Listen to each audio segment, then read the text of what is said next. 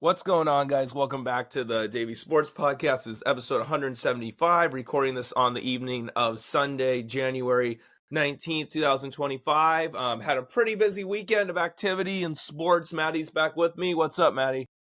What's up? What's up, Davey? What's up, everyone? Hopefully everyone had a good weekend. We have a good amount to talk about, actually, because things happened in the world. Yeah, we'll start with the Aztecs game against UNLV, which you and I went to, and oh my God, that's the worst loss in 5 years. First loss outside the first two quadrants in 5 years, which was also against UNLV in February of 2020. Oh, that was brutal. That was the worst game I've ever seen the Aztecs play in person. Yeah, I just remember when we ended our podcast a mere 48 hours ago. We didn't think we had a lot to talk about with the Aztecs, but here we are. We now have a lot to talk about, and it's not good. It really isn't. It's very bad, actually, in my opinion. It's not good. So, there's a lot of things. There's a lot of ways we can start talking about the team and talking about that game yesterday. But I just feel like the overall theme for this year has been our inexperience in youth and lack of cohesiveness. And I feel like that's shown its ugly head with our inconsistencies from game to game. Oh, no, there's no question about it. You're absolutely right. Yeah, so like it's frustrating to see because we all know and we've all seen the team play good and what the potential can be. But it feels like we can't reach it for some reason. And yeah, I mean, we've never played a complete game all year. No, I mean, that's definitely part of the problem. I mean, and you can tell what part of the problem with you don't know like what you're going to get game to game from guys yet. Yeah, go. You got to look at how usually Fisher did this and Dutch has followed doing the same thing because Dutch does a lot of things similar to Fish, understandably so. It's very successful with Fish, and Dutch has been very successful as well doing this. And I think Dutch is great, and I love Dutch, but Dutch is struggling to figure out the lineups. Usually they experiment with lineups. Both of them did/do in November and December. By the time you get to conference play in January, they haven't figured out. Dutch still hasn't figured out this lineup yet. I think Dutch is struggling to coach this year because he's never had this young of a team. So he's struggling to find the right combinations. And it's worrisome. We're in the second half of January and we don't have our set rotation yet. Yep. Oh, that's not a good sign. I mean, yeah, like it was even early on in the game. I believe it was like the first media time I was saying, why is Dutch putting this rotation out when once they play again after the timeout? And yeah, like, and I just feel like too. Yeah, it's very alarming. Like we're this deep in the season and he hasn't figured it out yet. But I think another thing too, like alluding back to the youth and inexperience with this team, I just feel like Dutch has to coach this team differently than he's coached the previous two teams that he's had. Yeah, and he hasn't adapted because usually Dutch is like, he puts it on the players and he's just kind of there to say, okay, usually Dutch is there to say, okay, this is how we're going to play Aztec basketball. We're going to defend, going to be athletic. And usually he gets those kind of players and builds that kind of culture and be like, all right, so I'm trusting you guys to do your thing. And that's worked, when you've had leaders, an experienced team. With such a young team, I don't see a true leader on this team because all the experienced guys played elsewhere for years before coming here. That was going to be my next point as well. Is like Dutch is a player's coach. Like Dutch allows the players to figure it out. Yeah, he has the players lead, but that's a problem with this young of a team. Yeah, that's something we definitely noticed in person. Is like you could see there's a difference here with hyping guys up, hyping the crowd up versus actually being a leader. Because if you watch, Boyd and Bird like try to boost the energy of the people in the arena. Like they do that a lot. Yes, they do. And they deserve credit for it. Yes, but there's a fine line between doing that and actually leading. because we noticed too during timeouts, whenever the team wasn't playing well, Dutch called a timeout. We just gave up a run. Like there are multiple instances we cut the lead down to like 3 or 7, and then our deficit would go back to double digits. I didn't see any urgency or the fire needed in huddles to rally the team back properly. I didn't see that. So I think that was like a warning sign for me saying, okay, like this kind of makes sense. Is like, I just don't see the leadership because if you go back to previous great Aztec teams, let's go back to the Kawhi team. DJ Gay was a leader. No question about it. He was a great leader. Yes. People respected him. The Sweet 16 team in 2014. Xavier Thames, great leader. Yes. The 30-2 team, Malachi and Fagan, great leaders. Yes. And then basically the entire team from 2 years ago when we made the national title game. Yes. Arguably all of them were leaders. Yes. I just don't see anyone like that in our team. Like you said, Boyd, he played against us in the Final Four, but he was with FAU, and he was really never the guy there. No, now. Not at all.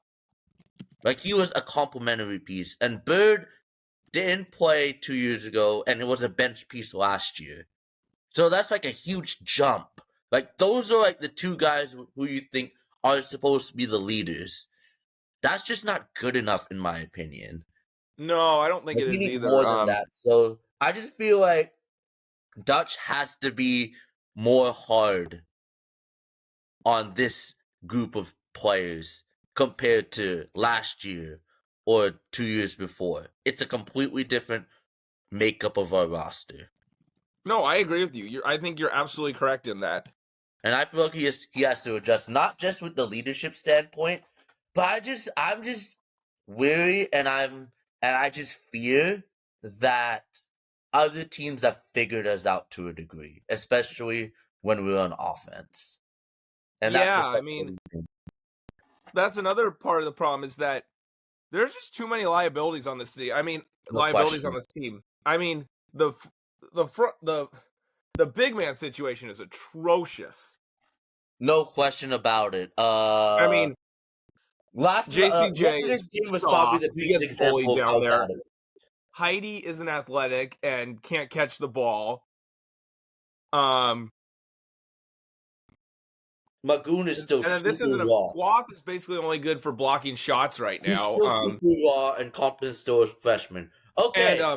And Wayne McKinney is one of the worst Aztecs I've ever seen. I mean, he literally fouled out without scoring yesterday. How do you do that as a guard?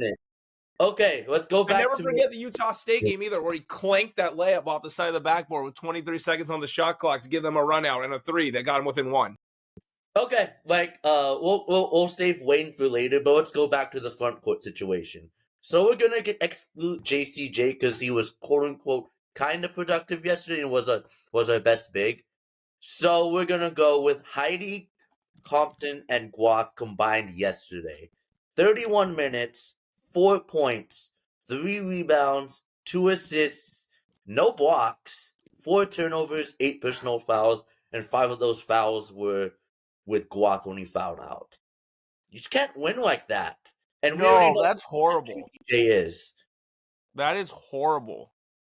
You just can't win like that. Like, our front court has been our biggest weakness this season. Yeah, it's really bad. It's awful. I don't even know what else to say it but that.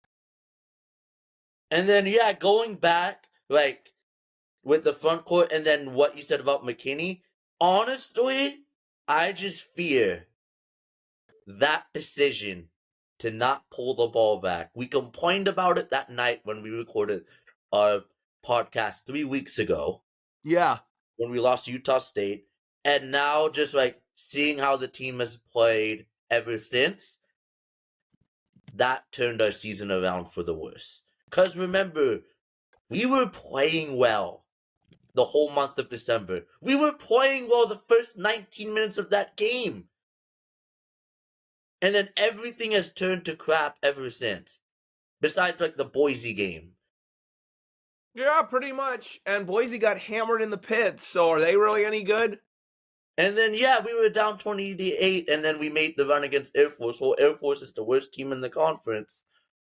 So what positives can you say besides Miles Bird? Yeah, it's been a very bad month for the Aztecs. Horrible, actually, I'd say. Because, Boyd finally showed up yesterday. Hopefully that continues. But, it was basically Boyd and Bird. That was the entire second half scoring. That's just not good enough. Come back. No. And you just That's can't just not good enough, dude. No, it's not. And I just feel like one more thing on Dutch that I feel like he needs to adjust on is screw playing 9 to 10 players. Now, Heidi sucks. Yeah, he stinks. Okay, the one stretch he basically cost us the game yesterday. You could argue he was the main culprit because there were 2 instances that we cut a lead down. We just scored 2 baskets in a row.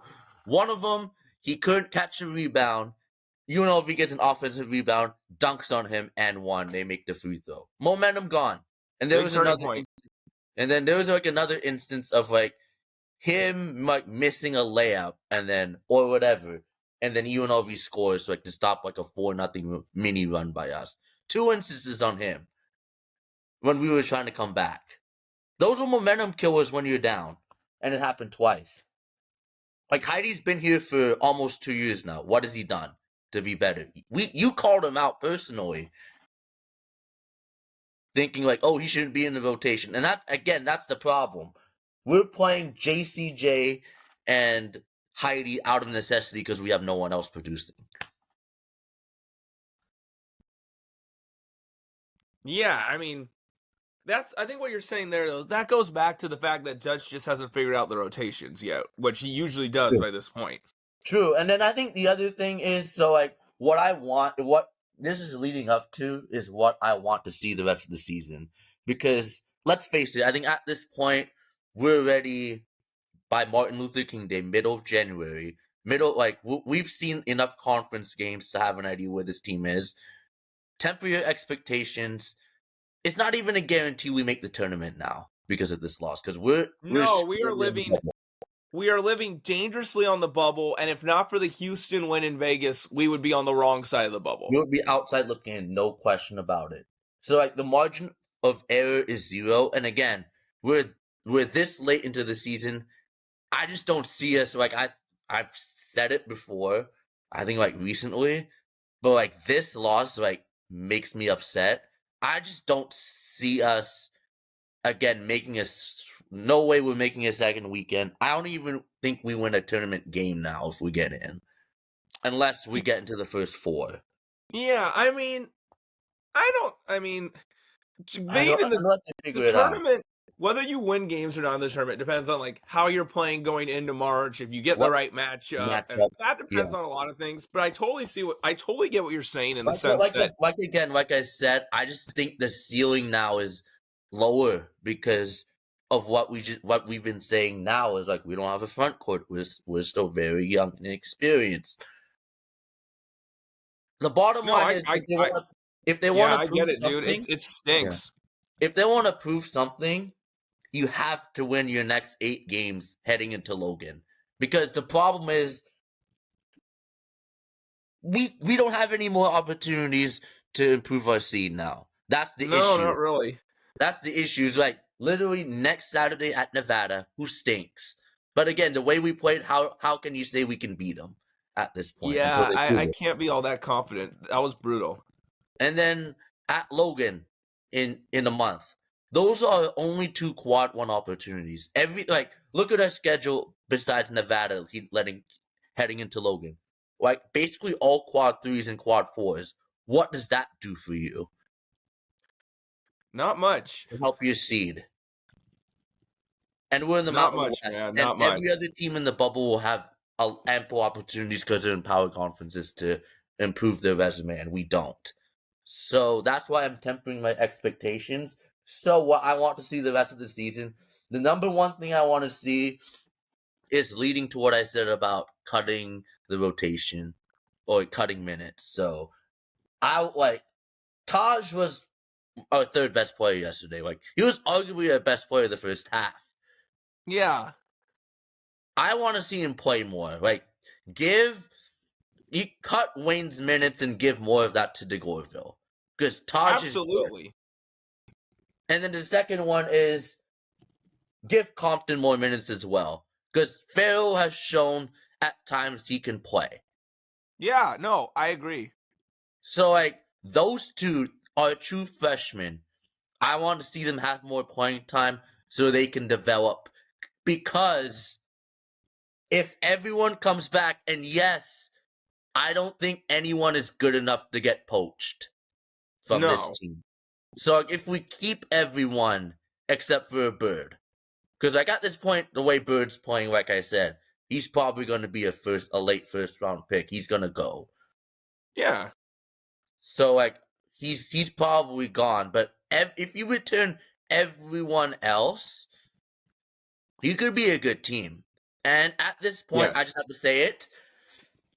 Reese Waters shouldn't play this year because, again, like, I know he just got out of the boot. He still needs to condition, and it's not worth burning eligibility for a month worth of basketball. No, because, like, if he basically slides into Bird's spot, then you can have a really good team next year if you get a big man in the portal. He could be as good as Bird offensively, if not like, close to it. And then everyone else should be better. And then hopefully you get a big guy or two in the portal, and then you have a really good team. And then it could be like...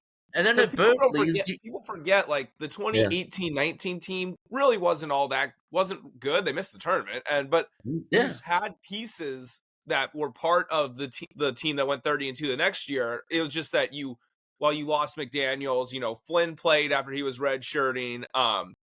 We got Fagan and we got Yanni through the portal.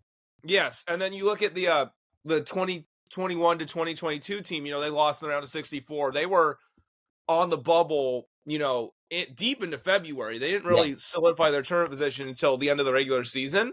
Yeah. But that team, you had guys that were on that team, and then really your big addition was, Trammell, and then Ledee was redshirting that year, and he actually played the next year, and then you were in the national championship game. So that's you can see what you can build to, basically. Yeah, is that what you're saying? Want our young guys to get experience, and then you can throw Magoon in there as well. Like, yeah, those are the three guys. Like, our three quote unquote freshmen. I want them to have playing time to develop for next year because Boyd didn't come here just to play for 1 year. No, we have him next year too. He's eligible for next year. And then like DeGorville, Compton, Guap. If he can develop those three, they're going to be much better next year with a year under their belt. No question about it. Yeah, I mean, of course. And then work yourself with the portal. Like, if Dutch should know, but at this point, you need to get a legit center who's much, much better than JCJ. And then if Waters come back, great. Like, again, you can slide him to Bird's spot. And if Bird leaves, you can get another guy in the portal. And you still have BJ Davis. So the pieces are there. The pieces are there. And then we have the one freshman coming in as well who could produce next year to a degree off the bench. So, like, yeah. Like, you just have to cut the fat from this year that's pulling you down. Like, JCJ won't be here next year. He's gone. McKinney won't be here next year. He'll be gone. And then Heidi should transfer to free up another roster spot. Yeah, get him out of here. I mean, so like getting those three out, and like you should automatically get better players through the portal than those three, along with again everyone. Come back outside of Bird. I've said for multiple years now that nobody does better at getting guys in the portal than Dutch. I just feel like I just feel like this year, last year, how the portal went was weird because this was like really the first year like we saw teams outspend and outbid, and this is the first time we got poached. in the portal. Yeah. So it's not gonna happen again this year. So that's gonna help. And Yeah. then I think we're better off financially now with NIL that we should compete. And I think last year learned a lesson we need to get better guys. Yeah. So I'm not as long term with the program. I'm not worried. No, I trust that we'll be okay next year. But I feel like for this year, if you expect us to make a deep run, it's probably a lost cause at this point. I hate to say it. yeah. Now, if a month from now they've won 9 straight, including a win in Logan, and they've done it impressively so, and they figured out the rotation, then that's a totally different story. And would we love that Yeah. that happened? Of course, Of but we're course. not expecting it. No, because again, we're this deep in the year, and this is a different team. This is a different team than the teams Dutch has had since the pandemic year. Yeah. So we need to see adjustments. If there's something that could light this team up, hopefully it's yesterday, because that was a low of lows.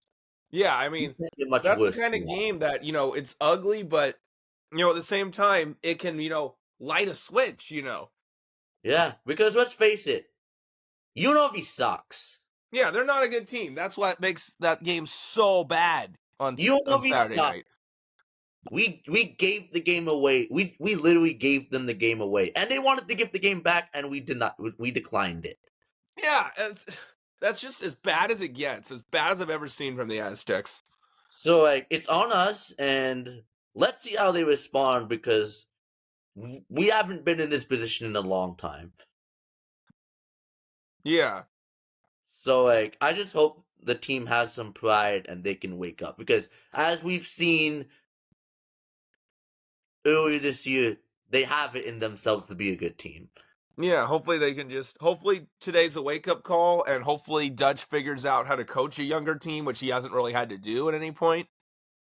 But yeah, I think expectations have to be tempered at this point in time.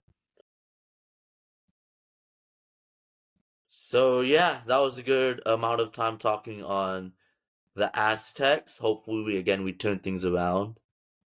But I think the next thing we want to talk about is the NFL Divisional Playoff Round. Yeah, Divisional Round.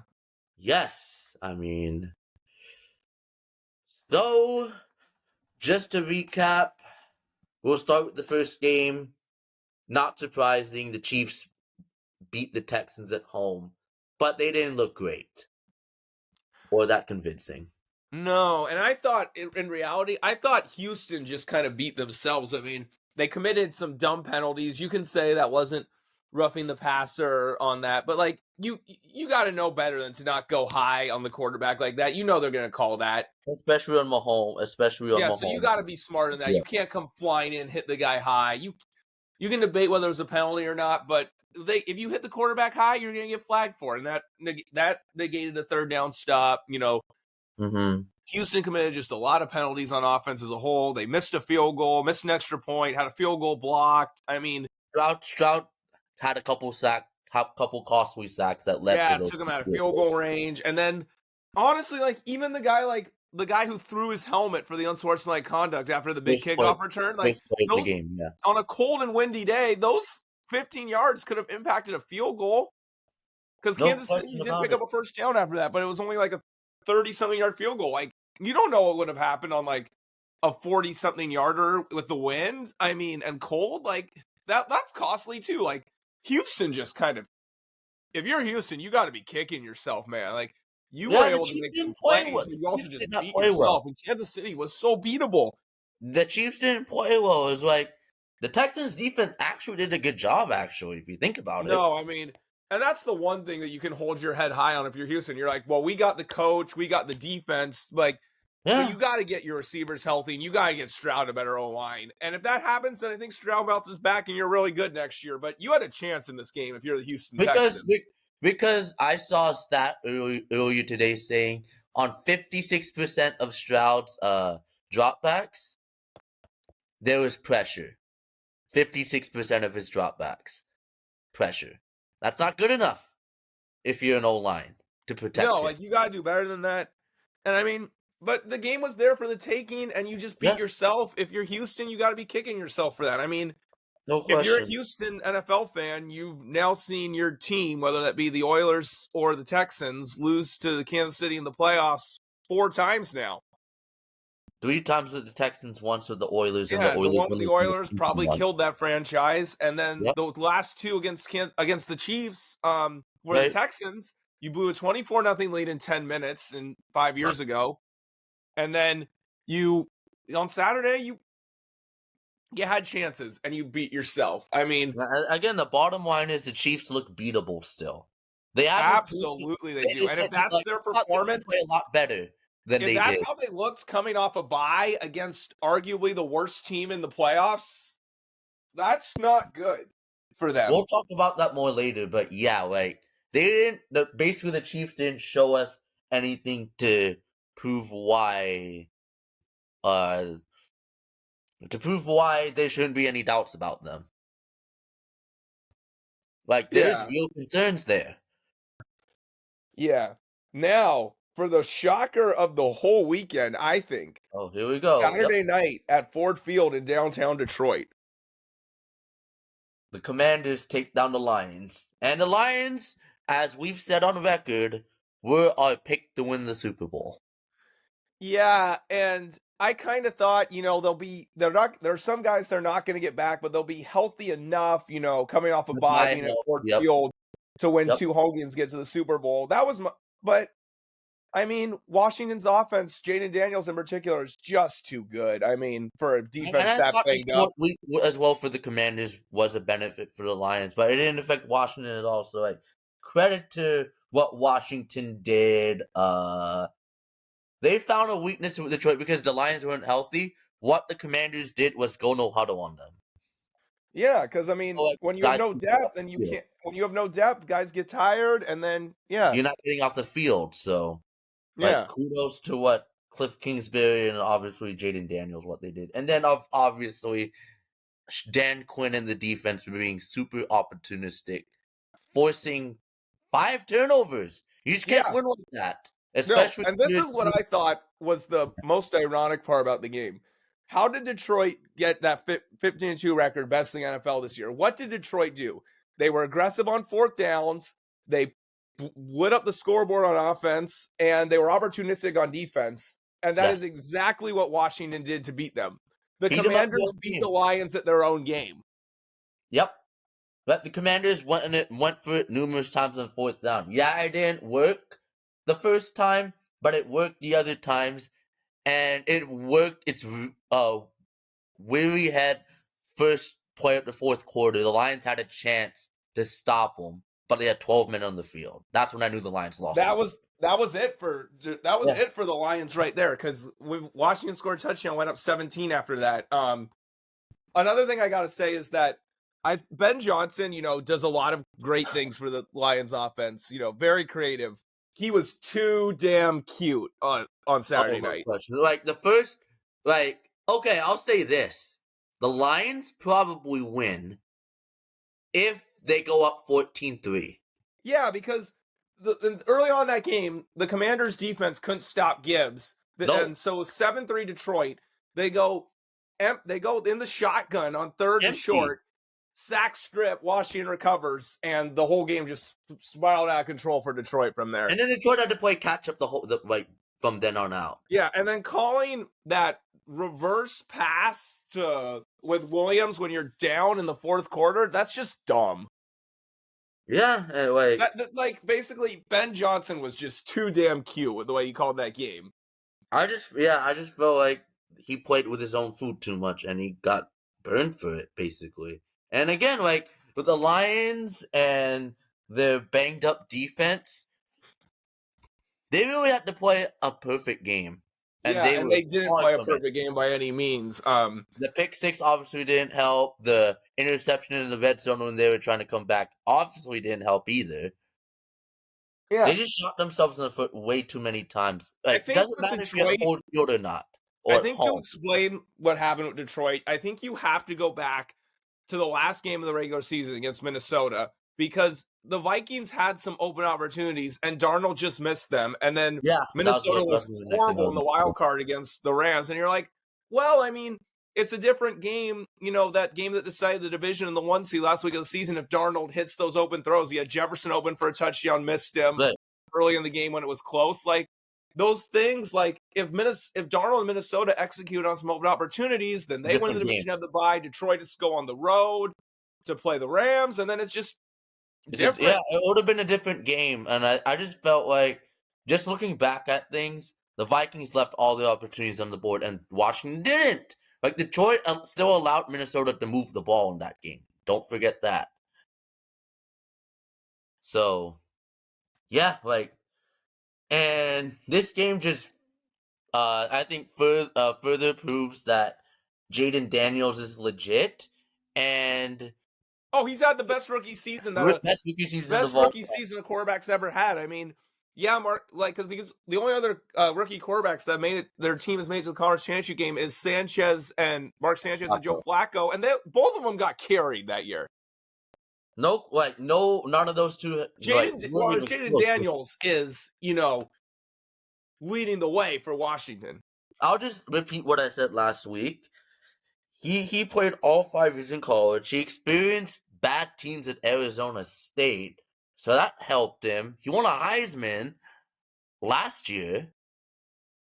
So he's had the experience. He's seen a lot in college, and it's translated in the NFL. And I just feel like that experience and what he's shown this year as a rookie, I don't see the sophomore slump in him. No, because he played way more than Stroud did at Ohio State in college. So people will compare him to Stroud. I think that's a little bit of a false equivalency there. No, and then just the way they play is different. Because, like, you could say, well, Daniels is a better athlete. Daniels is more Mahomes, and like CJ Stroud's more of like a pocket quarterback. He's more of like a more athletic version of Goff, is what I'd say. Yes, there you go. Well, Jaden Daniels could run. Jaden Daniels is a good passer, obviously. So the upside is more. And Jaden Daniels is like a Mahomes light, I think.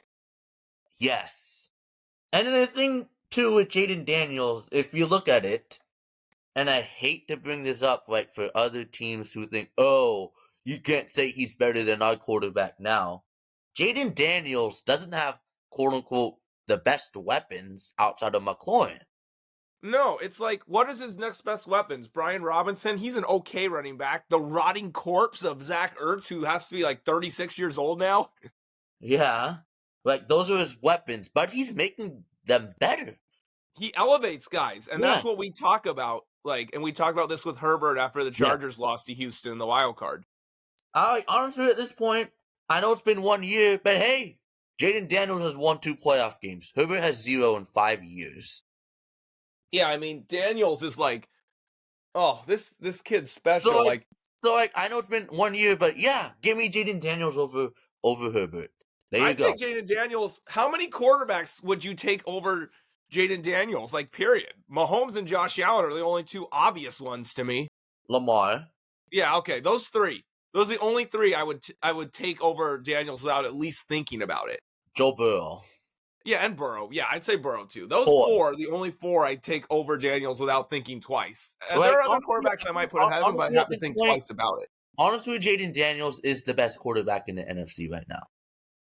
I would say so too, because those 4 you mentioned are all in the AFC. So I would agree with that. Like, it's probably him and Matt Stafford as the 2. And I'll just say this: I know I've said it at least once on here before, but this is what Washington is doing this year with a rookie Jaden Daniels, the first year of Dan Quinn as head coach, and the first year of the new basically regime. Josh Harris's first year as owner. Last year shouldn't count against Harris because he didn't officially gain control of the team until it was already training camp. So last year should not count on Harris. So basically, first year of new ownership, getting their guys, being in control. First year of a new head coach, and you got a rookie quarterback, and they went from a franchise that had been dormant for 30 years, basically. Yep. One of the worst organizations recently. I mean, just last year, they were 4-13, worst point differential, worst turnover ratio in the NFL. And now They're one win from the Super Bowl. What does that tell you? Ownership, quarterback, and head coach are absolutely crucial to having an NFL team. If you have all three of those, like Washington appears to have now, you're going to be good. If you're missing 2 or 3 of those things, you're screwed. And then obviously a good GM helps as well. But yes, those I would add the GM, so 4. Yeah. And Washington for years had none of those things, whether it be first-round busts, journeymen, late-round draft picks for a quarterback. Obviously, they had one of the worst owners in the league in Dan Snyder, and one of his puppets was always the GM. And then they always had some scrub coach aside from the brief time that Gibbs came out of retirement. So they had none of those things for the better part of for like 25 years. Now they got all 3, and they're 1 win from the Super Bowl. And again, ownership, coach, GM, quarterback are crucial to a team. And again, the one thing that we said last week, I think, after Washington beat Tampa, is Harris doesn't meddle. He allows him to do his thing. No. I mean, basically, like, you hire the right people, and then you let them do their thing. And that's what, Magic Johnson, who's a minority owner in that group, was saying in that post-game interview with Harris in the tunnel in Tampa Bay after that game. He said, this guy right here, new owner, new vision, new energy. Him and I, we hire the people, and then we step back and let them do their job. Adam Peters, the GM, and Dan Quinn, head coach. We step back and let them do their jobs. So I think the thing that we're leading up to here, like, again, Washington is a great example of, like, you could see bad ownership for a long time, and then when you get a good owner, you could see things change. That's why, again, we shouldn't lose hope in San Diego. Like, looking at the Chargers when they were here, at those 4 things, how many of those years did we not have at least 2 of the 4 requirements? Owner definitely was never. Okay? Never. So like, at most, it was 3 of the 4. AJ Smith, you had a few good drafts, but otherwise not even really him. No, so the only years you had a head coach were Marty. And then you did have the quarterback, the last 2 years of Breeze and then Rivers, but the quarterback was the only thing you had most of that time. Consistently. So, like, that's just not good enough. So, like, for people, like, that's why you can't blame. That's why bad ownership, you'll never win with that, especially in the NFL. Yeah, and like people say, like, well, San Diego knows themselves to blame. They didn't support that team. It's like you can't blame the city or the fans for what the Spanos family did. I mean, Washington fans, they weren't going to games when the team sucked and was a disaster, like towards the second half of Snyder's tenure. And then he's gone. They get new ownership in there, and what do you know? The fans are back. They never left. They were just fed up. So again, this just further reinvigorates. Once we get a new team, and if we have a good ownership, and we have like 3 of the 4, we'll show up. Yeah, and they could be good soon. Like, Washington was garbage in year 1. Great rookie quarterback, good coach, ownership that lets good football people do their job. And look at them. They're 1 from the Super Bowl after they were terrible for like 25 years. And again, in the NFL, you can rebuild very quickly. The Lions have showed this. Washington has showed this. Like, you can go from a last place team to a first place to make the playoffs relatively easily. Like, I swear there is a streak, like, for at least one last place team to make the playoffs every year. Yeah. So we'll talk more about this later, but like, it just shows you, like, in the NFL, like, if we do expect, like, talking about us getting a expansion team, it shouldn't take that long if we have the right people in charge. No, I mean, look at Carolina and Jacksonville both lost in the conference championship game their second years as a franchise in 96. We were close to having 2 second-year expansion teams play each other in the Super Bowl in 96. Right. I mean, so that should just tell you right there. That's a story for another time, but yeah, I mean, it's just amazing what a difference that the ownership, coming in and doing it the right way can make the difference. I mean, I saw the thing today where Josh Harris, in essentially his first season, has more playoff wins than Dan Snyder's entire tenure with the Redskins/Commanders. Yeah. It's really unbelievable. That's bad, but yeah, so like, again, we're really happy for for the fan base in Washington. How could you not be? They were kicked and let down by ownership and management like we were in San Diego for so many years. No question. And now they're one win from the Super Bowl. How can you not feel good for them? Right. So, like, kudos to the Commanders and what they have going on there. Like, they have a good foundation for years to come to build off this. Yeah, and I mean, you can't even call me biased just because I know the head coach's nephew and nieces anymore because it's showing on the field. Right. And also, I do want to say one more thing about Dan Quinn, too. Like, people said this guy was a retread head coach. You know, he failed in Atlanta. They choked that Super Bowl and were never good again after that. And he's a retread coach. Washington made a mistake hiring him, which obviously looks wrong now. But to think about it this way, too, more evidence of this being wrong about him being a retread besides what Washington's doing. Atlanta's not had a winning season since they got rid of him. Was it really him? No, it's that organization. And just another fact. They've had 4 full seasons since they got rid of him. They haven't finished over 500. And just to bury the fact on the Falcons again, on who they hired as the new defensive coordinator. They basically hired the guy who took over Robert Saleh's defense in New York. Obviously, the Jets were doing well at the point when Saleh got fired. Defensively, yeah. They were 2-3, but their defense collapsed. Because of the guy who's now the Falcons DC. Yeah, so that just shows you what kind of organization Atlanta is. So, it's not on the Falcons that Dan Quinn failed. Definitely wasn't. I mean, that's just way more about the organization. Seeing what they've done since he left, how Dallas's defense stunk in 2020. They bring him in as the defensive coordinator. They're good defense for 3 years. He leaves, and their defense stinks again. Like, yeah, shows you the kind of coach he is, and like those organizations, particularly Atlanta, are just not good organizations. Nope. So, just wanted to throw that in there. We'll preview the end of the conference title games in a bit, but we'll first go into a little bit on today's games, which were good actually. No, these were very good games today. These were fun. Yeah, so obviously the early afternoon game here, the Eagles barely escaped the Rams. Honestly, like the Rams fumbled twice to put the Eagles in plus territory in the fourth quarter, and the Eagles only got 6 points combined out of those 2 fumbles. Like, and they won by 6. Like, and the first fumble was at like midfield. Would have been a first down for the Rams if he didn't fumble. Like, and the Rams had momentum because they just got the safety. Yeah. And the Rams the Rams got into the red zone on the last drive. They were very close to getting the game-winning touchdown there. Like, Philadelphia, you were fortunate to win this game. Very fortunate. You got 200 rushing yards from Saquon Barkley, and we're still fortunate to win. I mean, you can't feel great about that. And I feel like the weather definitely impacted as well. Like, the Rams stayed in there. Like, give them credit. Like, Rams had a good season. Rams fought hard today. Just fell a little bit short.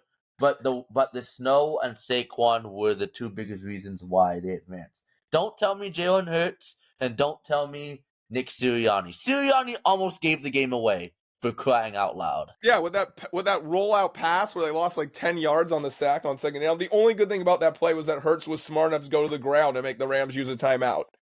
But the thing though here is, and the thing to monitor for next week, Hurts is banged up. He is. He's banged up, and that passing game still doesn't look good. So that's a huge ouch if he's not even close to 100% for next week against the Commanders.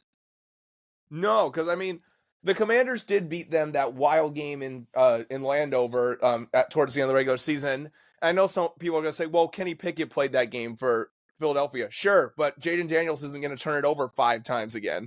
No, so Philly, so those things kind of offset, in my opinion. And the momentum Washington is playing with right now, there's a lot of pressure on Philadelphia. Because remember, after the way last year ended and the way that, they started 2-2 this year, there was, heat on Sirianni. That's cool a little bit, but like still, like there's expectations in Philadelphia. Like Washington's playing with house money.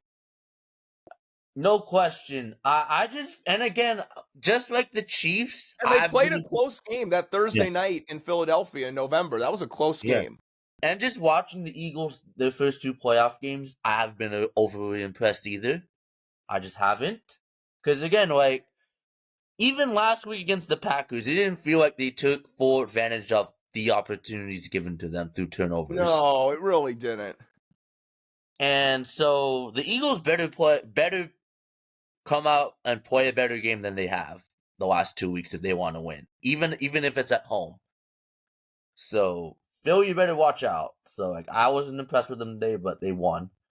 And then the last game, this is the game that you and me and almost everyone else was looking forward to. What a game it was in Orchard Park. Oh, yes. What a game. I mean, that's a real shame somebody had to lose. And that's a real shame that wasn't the AFC Championship game, to be honest with you. I mean, we all knew it was going to be a close, tight 50-50 game, and it proved to be that way. Basically came down to the last play, let's face it. So, the Bills win at home. 27-25 against the Ravens. Yeah, and Buffalo is on to the AFC Championship. I mean, Baltimore, they made a lot of mistakes in the first half of that game. Second half, I thought they played pretty well, especially on offense. Lamar made some big throws. He did. In that to get him in position. The 2-point conversion would have tied the game. Mark Andrews couldn't hang on after he had a costly fumble earlier when they were on the move and led to a Buffalo field goal. So Mark Andrews, he's had a lot of great years for the Ravens, but he cost them tonight. No question. Because and I got to say this too. If you're Buffalo, you have to be real fortunate that you won that game in regulation because oh, yeah. Because you were going to be tired, and Derrick Henry was heating up in the second half. Derrick Henry would have run all over you in overtime. So if you're Buffalo, you have to be very fortunate you won regulation, in my opinion. No question about it. Like, credit to the say, oh, the Bills stink, and the Bills got lucky, and the Bills. Credit to the Bills. They did what they had to win because the Bills deserved to win. They did. So I think we just want to say here the 2 turnovers in the first half. I know the first Lamar interception didn't give the Bills points, but it could have if it wasn't for a bad holding call that shouldn't have been called. Don't forget that. The Bills probably scored points on that drive. Yeah, and I'm glad you mentioned that because real quick, I just gotta say the refereeing was atrocious this weekend. It needs to be better. No question. Those roughing calls on Mahomes. I mean, the first one, that just shows why they need to make roughing the passer reviewable because it looked bad, probably looked bad when it happened live, but you slow it down, it's like, I don't know. So that's why they need to make roughing the passer reviewable. So many of those look worse live than they really are. So if you can look at it and be like, that really wasn't roughing the passer. The second one was just terrible. Mahomes he was giving himself up, but they hit each other. Like, they didn't they didn't try to decapitate him. They actually hit each other because the guy was trying to go over him. Like, that was a bad call. Like, and then they missed a delay of game that on a 4th and 4 conversion for Philadelphia in the fourth quarter today. Like, the refereeing was just so very bad this weekend. Yeah, so like, and that's not the refs love the Chiefs thing. No, that refereeing is just bad in the NFL, and it was really bad. We just called them out in 3 of the 4 games. So the Ravens were fortunate there. That holding call wasn't called. But the Lamar fumble was very costly because they were driving, and the Ravens were driving. That whole play was just thrown off. It was a bad snap that Lamar had to save, and then he was scrambling around, putting the ball on the turf, and then Von Miller ran it the other way. Like, that's a huge swing. And then the Bills scored the touchdown. So you could say 14-point swing because the Ravens were moving the ball with it was just those mistakes. Yeah, that's the big difference between what we're saying about Philadelphia and what we're saying about Buffalo. Philadelphia only got 6 points combined off those 2 fumbles, getting the ball in plus territory. Buffalo actually turned the fumble by Lamar into 7. They turned the fumble by Andrews into 3. Yeah, and they would have turned the Lamar interception into points if not for a bad holding call. So Buffalo was actually opportunistic, like Washington was. Not as opportunistic as Washington, obviously, but they were opportunistic. Philadelphia wasn't that opportunistic, in my opinion. No, and you need to have that to honestly win. So, yeah. And I didn't think Kansas City was opportunistic at all. They got that great kick return, plus the Schwartz, and didn't even pick up a first down, had to settle for a field goal. And then even in the fourth quarter when they were up 8, it was the first possession. They went 3 and out. after they got a They huge went 3 and out after they got the ball in plus territory because Stroud took a big sack on 4th down, but then they went 3 and out, had to punt it right back to Houston. So I don't think Kansas City was that opportunistic, and that's going to cost them against a better team that won't make as many mistakes in Buffalo, in my opinion, which we'll talk about I guess that could just take us into previewing the conference championship games. I know Buffalo and Kansas City's the late game, but, since we're just talking about that, we'll talk about that now because I think that's the game that everyone's interested in because that's the biggest game. No the question. Bills are trying to get back here for the first time in a long time. They're trying to avenge some playoff losses to the Chiefs at Arrowhead. And most people just want to see Kansas City lose. So we'll start with that game. So what do you got in this game? You said something very interesting to me after the game ended. I did. So this was my AFC title game pick because so far. Good call. You got it exactly right. And you got the whole AFC bracket right so far. Kudos to you. Remember what I said? I said Bills to the Super Bowl. I'm gonna stick with it. Well, you got all 3 AFC wildcard games and both AFC divisional games right. You're 5-0 on the AFC side so far, so I don't see any reason to doubt you. So I'll stick with the Bills. Of course it's an Arrowhead. We just talked about the Chiefs not looking good. Let's talk about the Bills first. So they've been banging on this proverbial door since 2021 because 2020 was the first time they made it that far. They obviously lost to the Chiefs, but every time 2021 and then last year even at home, they were right there in the game. Right there for the taking. This is their third crack at it ever since they lost the first time. And they've been close both. So you would figure the door will get kicked open, blown open one time. It has to happen. And I feel like it's going to be this year because this is what I told you after the game because I'll actually listen to the post game. Josh Allen said on national TV, people have doubted us. People thought we didn't have enough talent. People thought we were too small. So guess what? And guess what? The Bills did take today's game personal because they were underdogs at home. So that should tell you the character of that team. They're not going to be scared going into Arrowhead. No, they're going to be ready. They want to prove something again. Yeah, they have something to prove. They haven't been to Arrowhead in the playoffs since the 13 seconds game, the 2021 divisional. No. And and of course the Chiefs went into Orchard Park and beat them last year on their way to a second straight Super Bowl. So Buffalo has revenge on their mind. I think the Bills are like, F it. Screw knocking. We're gonna kick the frickin' door down. Exactly. Exactly. I mean, and the fact that Houston was able to run the ball the way they did against Kansas City, I think that bodes well for Buffalo because I think Cook and Mixon are pretty similar. I actually think Cook's a little bit better of a running back. I would agree. Johnson and Davis had some nice runs today against Baltimore, and Allen's obviously a much more of a running quarterback than Stroud. So I really like Buffalo in this game. I think they're gonna, like I said, they're just gonna say, "Screw knocking, we're kicking the frickin' thing down." And again, the Chiefs haven't shown this year that they're dominant. This is not the same Chiefs team.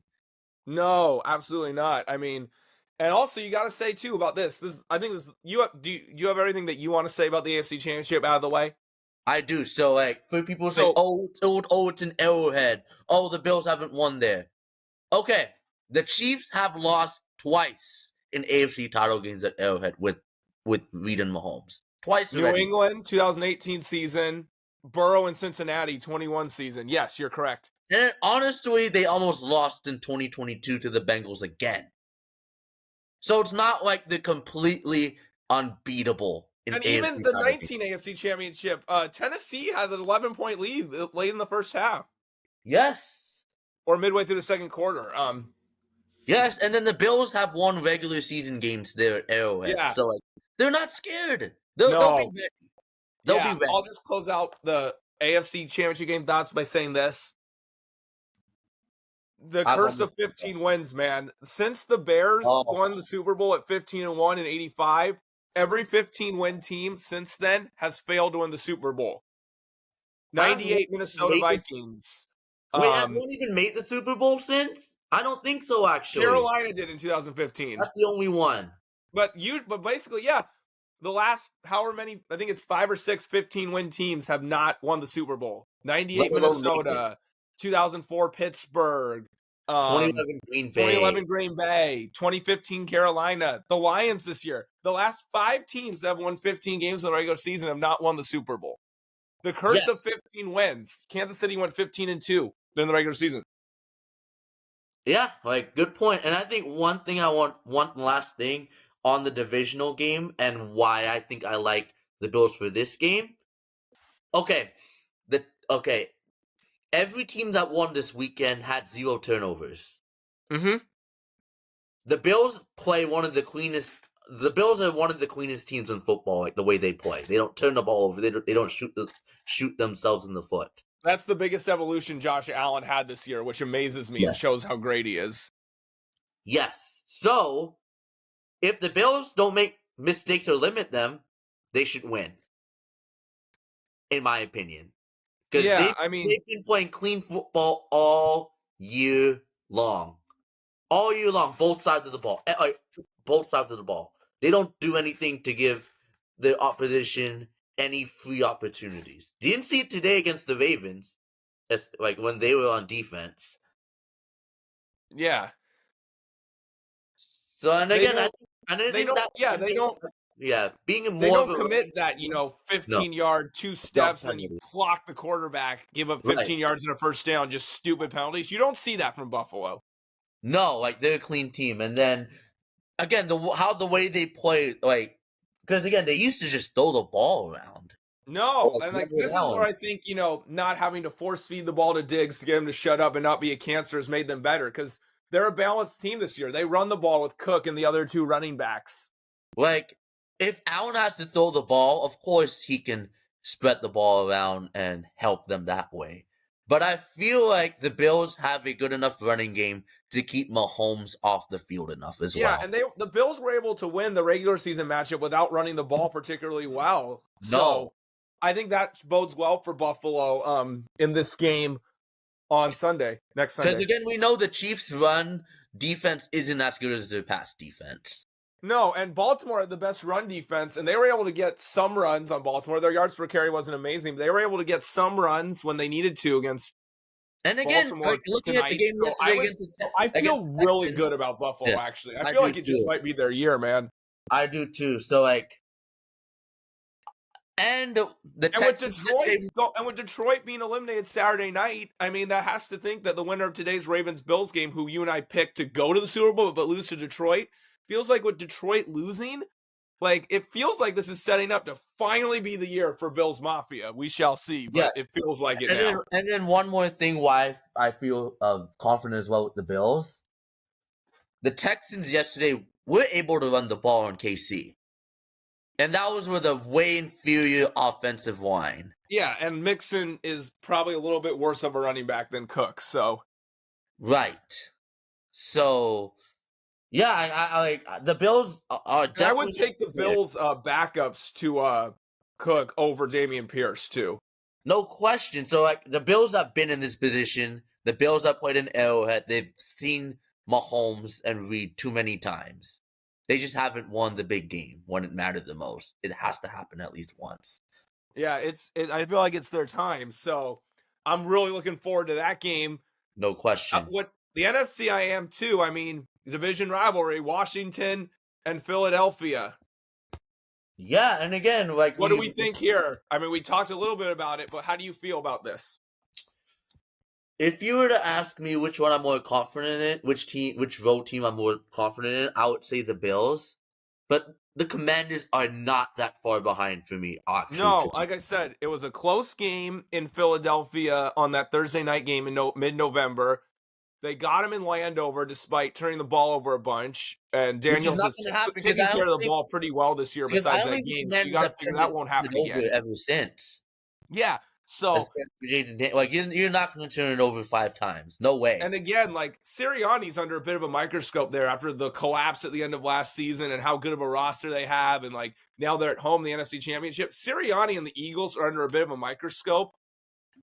And the command, Washington is not even supposed to be here this year. They are playing with house money, and that's a very dangerous team.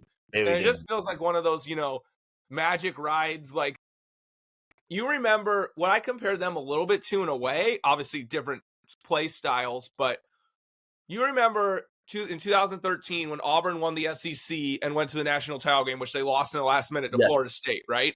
Yes. After the kick six by Chris Davis to beat Alabama in the Iron Bowl and go to the SEC championship, Gary Danielson actually said something good, a rare point in his career. He said, for Auburn, the season you always dreamed but never believed. That's what it is for Washington right now, it feels like. Yeah, and again, it just feels like a magic ride that, like, they're playing with such house money. They're like, oh my God, I can't believe we're here. Let's just keep having fun, boys, kind of thing with Washington. So, whereas Philly, you're at home, you got the pressure of the media and the fans. Like I said, Sirianni and the team are under a bit of a microscope. Yeah, and I just feel like, unlike the Rams, the Commanders are more used to playing in cold weather than Philadelphia. You probably would have lost it if you weren't playing a team from California in the snow. Yeah, so I think the Commanders won't be fazed by that at all. And again, familiarity. Also, what I want to say too is that, not that I think they're gonna take over the stadium like they did down in Tampa Bay, but Washington and Philadelphia are only like 100 miles apart, and Washington's not been to a Super Bowl in 33 years. I mean, you think a lot of Commanders fans are going to try and come down from Washington, up from Washington for the game. Yeah, I mean, they're not going to take over Lincoln Financial by any means, but you could see a decent number of Commanders fans in the game. There will absolutely be a presence there. So, yeah, I think if you're asking me right now, just based off momentum and vibes and like play style, I feel pretty good about the Commanders too. I don't know about you. I agree. That's what I was about to say. The same thing, because like I just feel like, there's pressure on the Eagles, and Sirianni hasn't shown a lot to me that he's a good coach either. Like, the decision on that second down play that almost cost them, actually. That almost really backfired. And you can even argue the 4th and 4 was, I know it was no man's land and it was bad conditions to kick, but you can argue the 4th and 4 was a little reckless too. Yeah. Like, people say that Dan Campbell is reckless. Sirianni is low-key reckless too. Yes, we've said that before. And he gets bailed out by high-end talent quite a bit. No question. Because, Sirianni's just, like, it's different from Dan Campbell. Dan Campbell is like, believes in his guys and is like, let's go get him, boys. Sirianni's just arrogant and thinks he can get everything. No question. That might bite Philadelphia in the ass.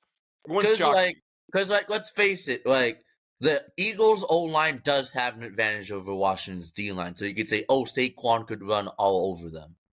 I feel like Sirianni gets too cute at times as well. Yeah, like, Saquon ran for 200 yards, and he called that pass play on second down when they were trying to put the game away. That was really cute. That was way too cute. That was really dumb. And then almost cost them. Like, if the Rams get 15 more yards at the end of the game, we're talking about, Sirianni's decision to pass might have screwed the Eagles. Like, that's going to backfire on them eventually, I think. Honestly, going back on the Rams game quick, if I was LA on 3rd and 2, I would have ran the ball. Yeah, like, so, honestly, the Eagles kind of got bailed out. Like, they almost cost themselves, Yeah, I don't know why they were trying to put the ball in the air at all there in those conditions with on 3rd and 2, because they had enough time to huddle, spike the ball, and reset. No question about it. Yeah, but going back to what you're saying, like, Sirianni gets too cute sometimes and outsmarts himself, I think, and he just gets bailed out by high-end talent. So, I think Washington definitely has a coaching advantage there. Yeah, because remember, Sirianni got too cute in the Super Bowl up 10. Cost them. Yeah, I mean, so absolutely. I mean, that's something to watch out for. And again, I know someone's going to say, well, Dan Quinn goes for all the 4th downs. He goes for 4th and 1, 4th and 2s in opponent territory. That's not crazy. Fourth downs. Smart fourth That's down. calculated. I feel Sirianni just gets arrogant sometimes with his decisions. And that can bite. Again, that can bite you. And again, how healthy will Jalen Hurts be? Yeah, like if he's like, because he took a lot of shots today on a cold, hard field, like that, he's probably not going to be feeling good. And if he doesn't have his full mobility, yikes. That could That might not limit be the good. Eagles' offense. Yeah, because Hurts needs his mobility to be effective.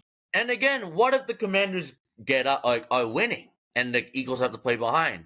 Then they're screwed because they're not a team that can play from behind. They don't No, play like that. if the Commanders get up, 10 points in the third quarter, it's ball They're game. in trouble. Yeah, So because you're forcing Philly to throw the ball. yeah, So yeah, like if you're asking me, and you would agree at this point right now, we're going Bills Commanders Super Bowl. yeah, we're gonna see Washington and Buffalo again, just like we did 33 years ago. And hopefully, yeah. So I would take Buffalo this time around. I would take Buffalo this time. Because, like we said, Buffalo's just kicking the door down, I think, at this point.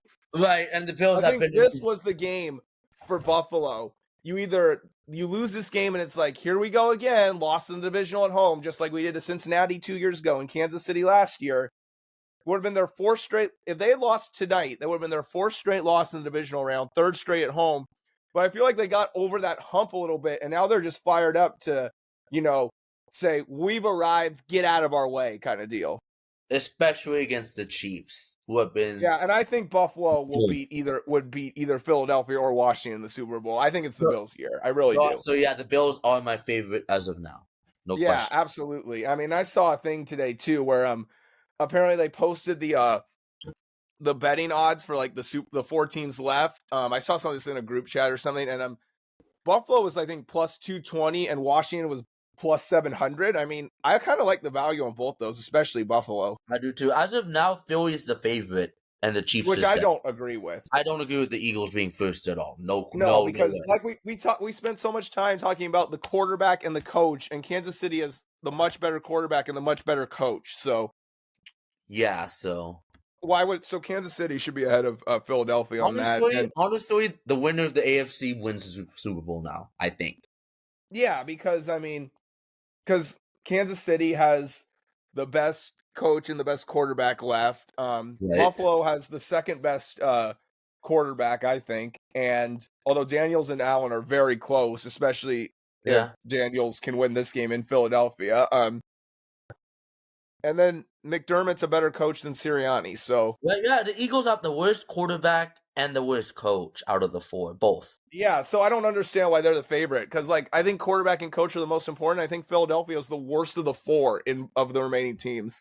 I agree. I'm with you. Now, in terms of overall roster, does Philadelphia have the best overall roster of the 4 teams remaining? Yeah, probably, but quarterback and coach just matters so much. And like we said, we think they have the worst of the 4 in both. Again, you could ask the 49ers that. That's a great example of it. Yeah, the 49ers have had loaded rosters, but Shanahan's made some questionable decisions in the fourth quarter of both those Super Bowls, and Garoppolo and Purdy have obviously been inferior to Mahomes in both Super Bowls. Yep. And then they didn't have a quarterback after Purdy got hurt in the NFC Championship game in Philadelphia that one year, and Garoppolo was inferior to Stafford, and Shanahan was inferior to McVay when they lost the 21 NFC Championship game to LA. So, at this point, the cliche matters. Coaching matters at this point when you're this deep in the year. Yeah, coach and quarterback are crucial. Like, huge. Obviously, talent elsewhere on your roster matters, but the 49ers have proven you need to have a great quarterback and a great coach. Yes, 100%. I mean, because New England, their last couple Super Bowls didn't have the best team, I don't think, roster-wise, but they had Belichick and Brady, so. Because, again, both coach and quarterback will elevate the others around them. Yeah, and I don't think I've ever seen a quarterback elevate players. No quarterbacks have elevated players more than Brady, Peyton Manning, and Mahomes, in my opinion, that I've seen. Yes, no question about it. So, absolutely. Yeah.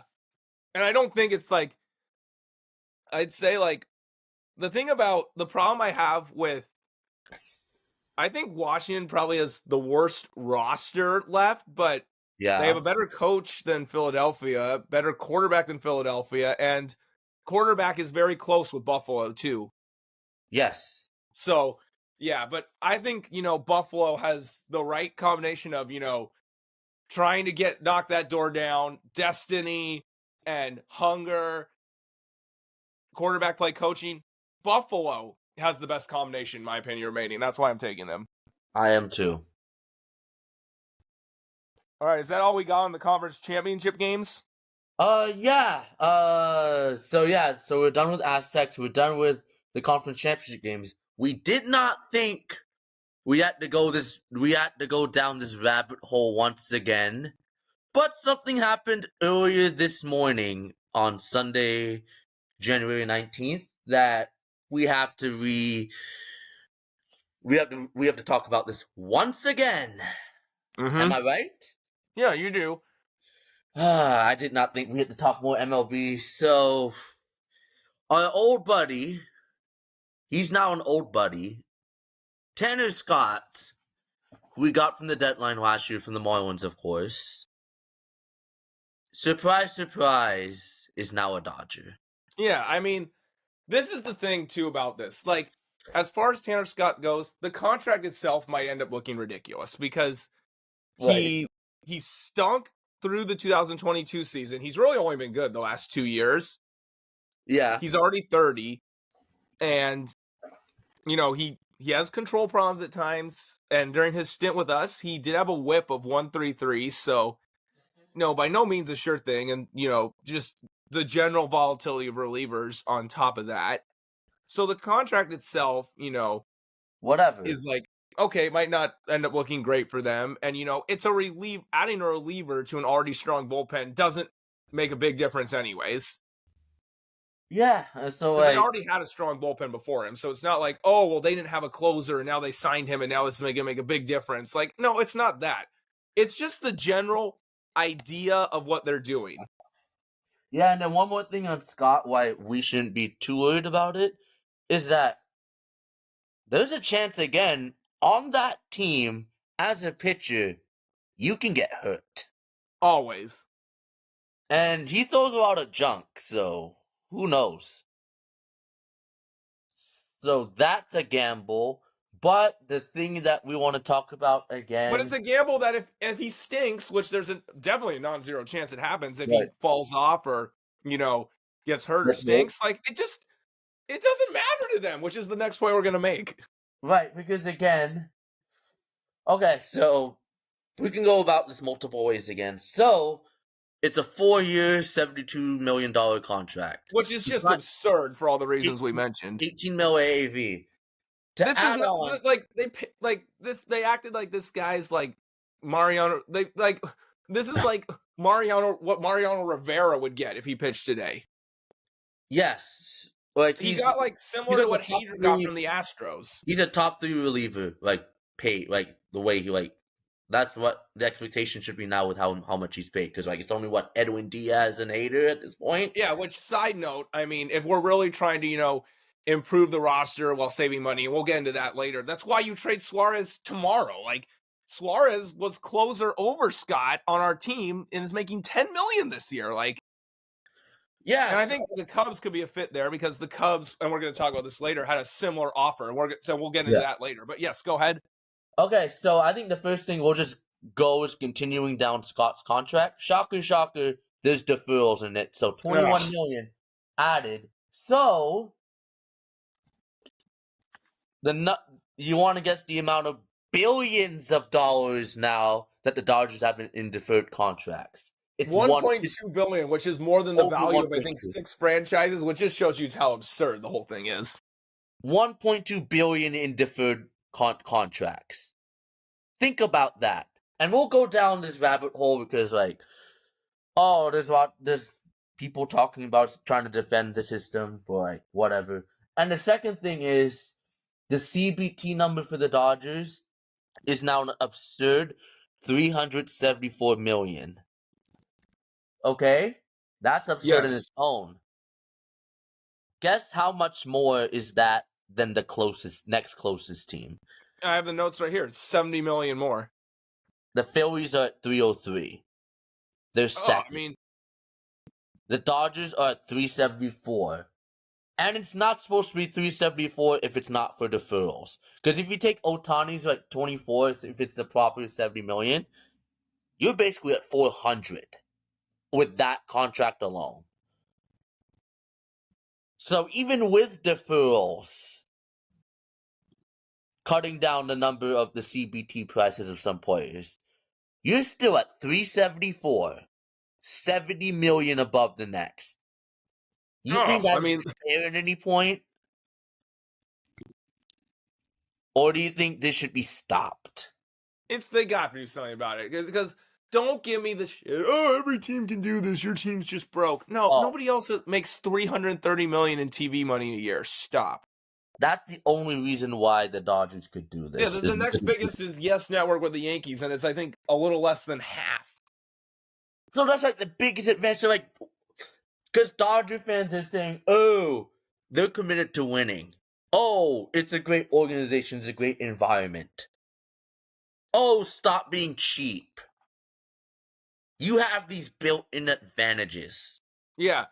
Don't and you deny guys are, it. And I'll just say this, like, you guys are absolutely delusional if you think that you're just going to keep getting away with this, because when the CBA expires December 1, 2026, there's going to be big changes, and I mean big. We've talked about this before. We have some things that we haven't said before that we're going to say here. Yeah, so we just want to debunk myths, and we want to say things that need to be addressed that we haven't yet. So the first thing is, there was an article back in 2023. February 2023, at the very start of spring training. And this was basically, the gist of it is owners ganging up on what Steve Cohen was doing that offseason. Remember when the Mets were spending on Verlander, Senga, and other guys? Yeah, and this is, keep in mind, they added this Cohen tax like before he even started going crazy like this, because they knew he was going to do it. Now the Dodgers actually have done it. What do you think is going to happen? Right. And the Dodgers have abused it way more than the Mets have. Yeah. So reading this thing, this is from The Athletic. I'm just going to paraphrase here real quick. So here's a couple quotes, actually. Manfred wants to create an MLB-wide streaming project, which fans have been clamoring for. We've talked about that. And it talks about here in early 2021, early in the last round of negotiations, MLB proposed a system that would have instituted a penalty for teams that did not spend above $100 million. It also would have made the penalties for spending over the luxury tax threshold more onerous, while dropping the first tier where penalties kick in to $180 million. So it wasn't quite a proposal for a firm floor and a firm maximum, but it was a system that would resemble a cap. The players were not interested. Again, this is like one of those things where it's like they tried early on, just like with deferrals and the international draft, and then it was like, oh, it's a low priority, so we'll put it aside. They didn't think it was serious. But then, of course, teams like the Dodgers are like, oh, so it's a priority for you, but not that high, and you decide to shelve it. Well, then we're going to show you, and we'll talk more about them specifically later. But yeah. So there has been talk about this, and it talks about how they're going to go basically harder for a cap than they have since the 94-95 strike, which they need to do because, what we're seeing. And if for all you can say, oh, we'll never agree to this. Like we talked about last time, at some point they're going to have to give in and accept it, like the NHL did in 2005. And there's going to be more points. And then we're going to add more points to that as well for what the owners could throw at the negotiation table. For the next CBA. So basically, there's so much smoke to this fire. Basically, you notice how even Yankee fans, basically every fan base except the Mets, is pissed off about this. And you got John Heyman writing that Sasaki going to the Dodgers was over the top, we talked about Sasaki specifically a little bit. And Heyman's been a proponent, and the national media has been a proponent of get everyone to the Dodgers. Even Heyman is saying now, it's overkill? Doesn't that raise some eyebrows? Yeah, absolutely. If it doesn't, then that should tell you right there, where there's smoke, there's fire. like 28 other teams are upset about this. So Yeah. I don't know how you can say like, Oh, it's just scoring the jaded Padre fans saying this. no, I No. mean, and I do think there's some truth to the fact that people will be less pissed off if their teams are doing anything because the loudest voices are the fans of teams that haven't done anything. I do think that's true. Like, True. people wouldn't be as upset if their team was doing things as well, but everyone can acknowledge that this is kind of ridiculous. And Yeah. this is another thing for those changes won't happen because the Players Association would never agree to a cap or limited deferrals. Like, let's just face it this way.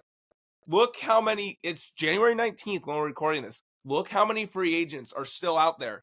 Pete Alonso, Anthony Santander, Alex Bregman, Jack Flaherty, Kirby Yates, who was an all-star for the second time last year, Carlos Estevez, who's would be a closer on a lot of teams, was an all-star in 2023. Even a All pro those guys are still free agents because for the majority of players, except for like the top like 5 free agents, like everybody else is going to be hurt in free agency going forward because it's like less teams are going to try if like they just think that the Dodgers are so much better than everybody else. Less teams are going to try.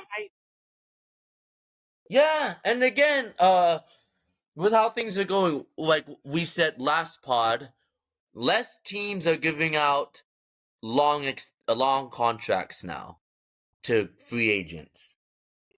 So you're not going to meet those demands anymore. So yeah, like you could say, oh, the top players are getting what they want. You're hurting the middle class free agents at the expense of that. Yeah, the top players getting what they want is, that's the top players. That's such a small percentage. Everybody else gets affected. And right, and we just named a good amount of really good players on that list. Okay, if you thought the free agency with Harper and Machado was bad, and along with this, it's only going to get worse. It's not going to get better. Because what the Dodgers are doing and what the Mets are doing is, like you said, is scaring teams off. Why would you want to spend or try to outspend and compete financially with teams that have much more than you? Why would you do that? And if you think you're not going to win, and again, this has been an issue to begin with, why even bother trying signing good players? yeah, and if people you know are you're like, not going to win. And I saw the argument too, like, oh, you guys realize like the Bob Nuttings of the world that don't try, like, aren't gonna agree to this because they just like pocketing the money they make from other luxury tax teams. It's like, first of all, if you level the playing field, your team could win more, and everyone wants their team to win more. More people come to their games, higher possibility of getting to the playoffs, making money from getting to the playoffs. Like, it's more profitable if you win always. Yeah. And Bob Nutting did have payrolls in the triple-digit millions when the Pirates were good in the mid-2010s. Again, it's like teams that don't have high budgets to begin with, you're shutting them off. Like, you're giving them... It was non-zero before, now it's zero. That's the issue. And I'll give you a perfect example of what I'm talking about. Like, people are like, well, there are teams that won't try anyways. Look at this. Where is it? I forgot what it is, but they gave Francisco Liriano a pretty decent contract. December 2014, they signed Francisco Liriano for $13 million a year. This was 10 years ago. This was kind of a lot back then. Yeah, and they gave him $13 million a year for 3 years. Because they, had been in the playoffs back-to-back years. The 2013, they were up 2-1 on St. Louis, who ended up in the World Series. In the Division Series. So, they felt like they were close, so they gave a guy $13 million a year. So, if they're always going to, even if they're not going to go crazy, they will spend a little bit more if they think they have a chance. Correct. So, you're shunning those even teams that are borderline playoff teams. They're not going to spend anymore. That's what's happening. And what you're doing here is limiting the guys that we said are free agents right now. You are limiting who their suitors are going to be. Most teams will be out. Yeah, on spending. I'll just give this an example. Trying to sign the guy. Okay, if the okay, so the Colorado Rockies, for example, like obviously they got no shot. Like even if like, Right. but if there were limitations on how high a team could go, then maybe the Colorado Rockies would say, okay, like if we sign a pitcher and an outfielder, and this is totally hypothetical because I know someone's gonna say you can't get pitchers to come pitch in Colorado as free agents. I get it. This is a hypothetical. Like if they felt like they could get close by signing an outfielder and a pitcher, then they might do it. I mean, the problem is like basically what I'm saying is like we talked in the NFL earlier about how the right coach and the right quarterback turned Washington around so fast. Yep. Like If rebuild. baseball were to change this so that teams felt like if they signed two good free agents at positions of need, they could make a big turnaround. You could rebuild. Yeah. And not have to go through a multi-year rebuild, then you would get, more spenders. So that's why the whole thing is like, people are like, well, if there was a cap, Soto wouldn't get the contract he got. Like, okay, I get that. That's like the elite of the elite free agents. Like, you can still, if you can still get, big contracts like what Burns got from Arizona and, open it up so that, more teams are gonna be like, oh, if we sign this guy, we can get close to this team and you'll have more suitors for the other guys. So it's kind of short-sighted to look at it that way, in my opinion.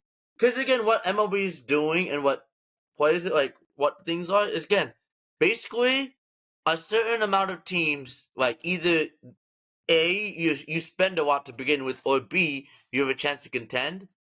Those are where all the good free agents will go. It's not going to be spread around more evenly. I'll say this too, like people are like, oh, this is just small market teams complaining and crying poor. No, it's not. The Cubs had a close offer.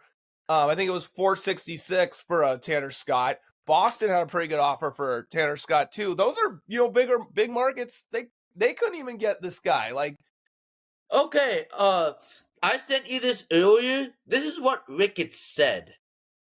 Like he's saying, hold on, let me pull up the quote. I sent this to you earlier today. But this is regarding the Cubs.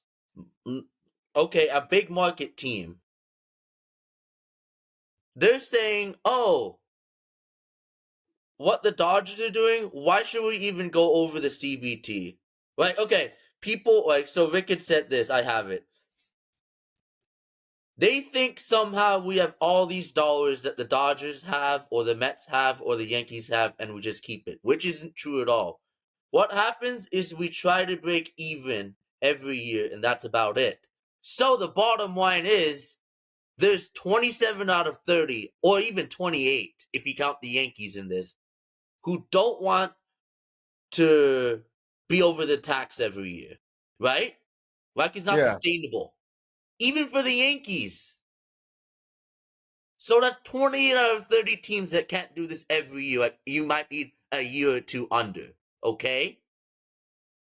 And the Mets and the Dodgers are the only two that aren't the norm. So that's a big reason why you should stop saying that every team can spend crazy. Right. And I think what you said about Ricketts just now, I think that just shows that they're going to war on the system. Like, right, like he literally singled out the Dodgers and the Mets, and he literally said, "Oh, we just want to keep the money." No, he literally denied it. So it shows you what they're doing is shunning other teams away from spending. That's the issue. Yeah, absolutely. That's the huge issue. Like again, if other big markets are saying this, then that just shows you that. Yeah, this because like in the past, like for like when it comes to a salary cap, it's been like the Kansas Cities, the Pittsburghs, the Milwaukees of the world. Right. No, this is to begin with. This is everybody that isn't the Dodgers or Steve Cohen at this point. Even again, Yankees fans are complaining. Even Hal's not like George. No. So this is everyone except for Guggenheim and Cohen. And we thought it was only Cohen, but it's not. And no, they're trying to do all this to slow down Cohen. It's going to be the same thing with Guggenheim. And we have talked about this economic reform committee that basically said we're going to make big changes in 2026. Yep. Guess who is the actual chair of that We've committee? mentioned that this person was on the committee. He's And the chair. Dodgers control person, Mark Walter. Mark Walter, according to this article, is actually the chair of the Economic Reform Committee. The so chair. if the person that's the chair of the Economic Reform Committee is the control person of the team that's exploiting all the loopholes in the current system right now, what does that tell you? That changes will be made, and the way they're acting is that he probably knows. And also to add on top of that, he has to listen to every other owner or anyone else on that committee. Yeah. He doesn't have all the power. Yeah. So basically what I think is long story short with them is that I think that, there's going to be some sort of agreement where there's, a cap and, some sort of a limit going forward on deferrals on future contracts, but that deferrals won't count against the cap, but you can only do so much on the deferrals. So that way it's kind of a way to cheat the cap for those years. Sure, but not as ridiculous as what the Dodgers are doing. No, it's a way to which is fine. Teams do this in the NFL, pay guys more in salary bonuses than base salary to, create cap room. Brady did it in New England for forever. They do that as well. That's just smart, Yeah. That's not completely exploiting loopholes. That's just, that's called being smart and showing that we want to commit a little extra to win, which is fine. Yeah. Because what people don't realize is why do the Dodgers get this crap? Okay, the Yankees in the 90s, Jeter, Pettit, Posada, Bernie Williams, Mariano, homegrown. Golden State, they drafted Curry, they drafted Thompson. Yes. They drafted Draymond Green in the second round. Yes. You look at the Bulls, they drafted Jordan and Pippen when they won 6 and 10. They're 2 3-peats. You look at Kansas City, they hired Andy Reid, they drafted Mahomes. Yeah, they were built within. Yeah, so that's why people have issue with that. Yeah.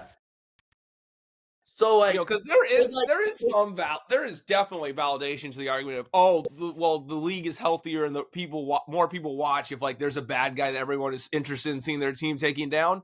There's absolutely validation to that. I will not deny that at all. But there gets to a point where it's ridiculous, and that's the point we're at now. Tired. Yeah, you get tired of it, or again, people are already fed up with this, and it's only it's only year 2 of the Dodgers doing this ridiculous stuff.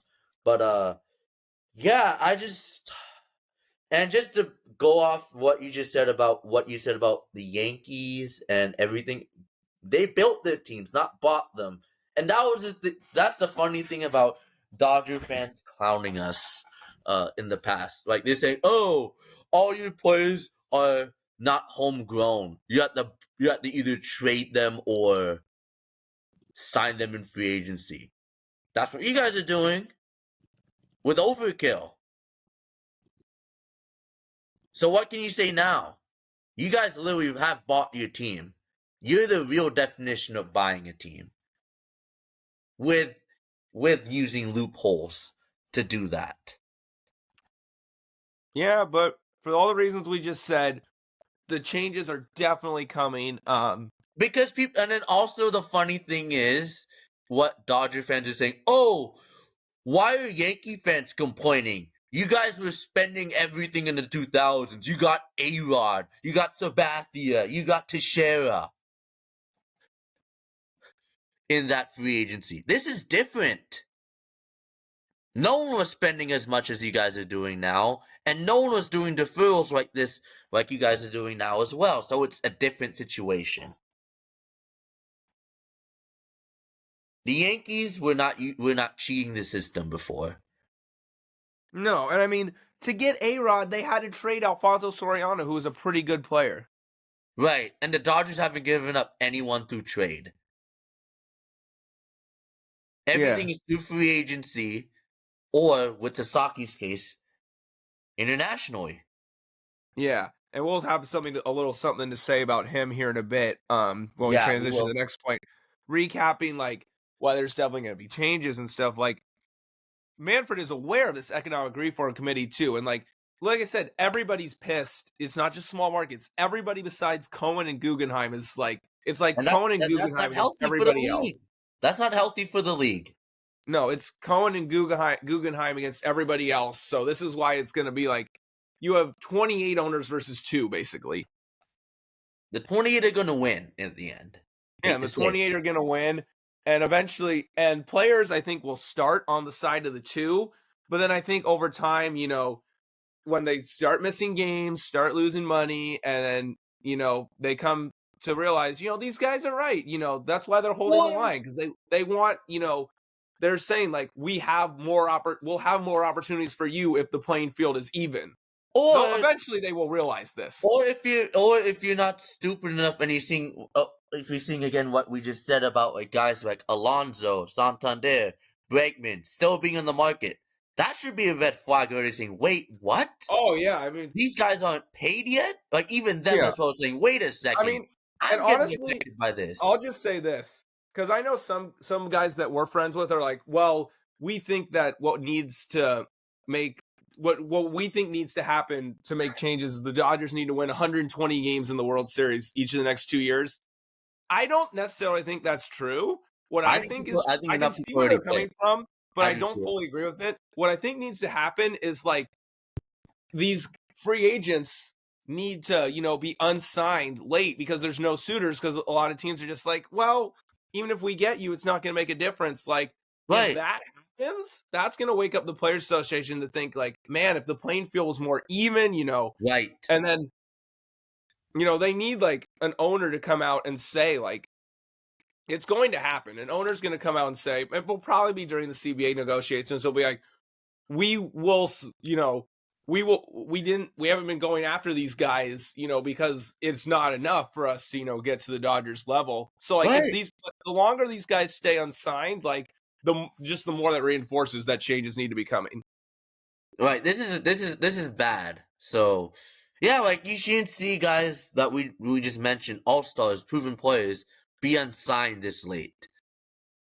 No, like this is different than Manny and Harper in 2019, because those were 2 guys looking for, you huge know, contracts, very long contracts, you know, and like unprecedented contracts those guys are looking for. These guys are just looking for deals that don't even sniff, you know, Soto or, you know, Burns. These guys aren't even looking for contracts that sniff those and can't get them because of this. So because the competition level isn't fair. So like, yeah. Like, I guarantee you that the Giants would like be spending more if there was a level playing field and they felt like they could close in on them. Yeah, like the Giants, the Cubs, like your traditional teams that want to compete. Yeah, absolutely. And should I mention too, this will be the last I think this will be the last point, well, second to last point about the future CBA negotiations that are going to happen before we move on. I have a couple First, the last 2 points is that on this committee is Chris Ilitch of the Tigers, you know, a medium-sized market in Detroit. John Henry of the Red Sox, bigger market in Boston.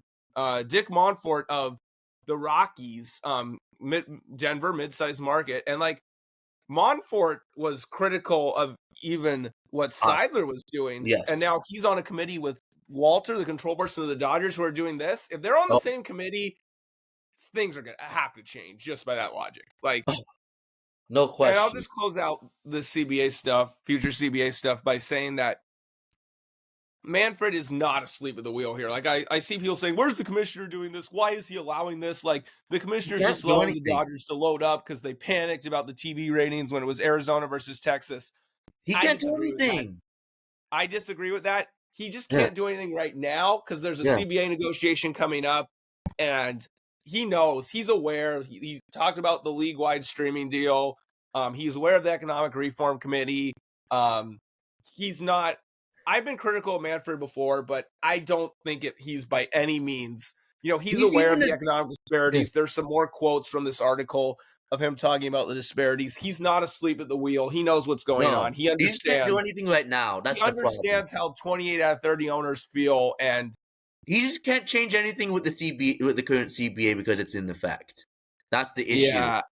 So I think that, he understands he knows where 28 of the 30 owners stand. That's why he talks about the economic disparities and having a league-wide streaming deal. Like, he knows, guys. Like, I've been critical of him before, but you gotta give him credit for some things. The pitch clock, I think, and shortening the games has really helped with attendance and interest. So he gets credit for that. And I think he's aware of these economic disparities, and they will do something about it. He knows how 28 out of 30 feel. And again, he's kind of mentioned it recently as well, like hinting at saying that too much deferrals is a problem when he said that.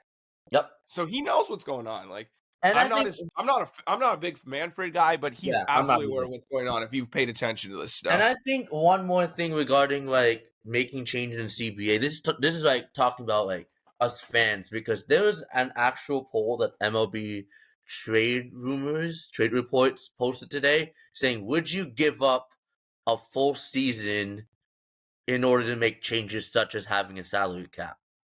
It was like 64% yes at the time you sent it to me.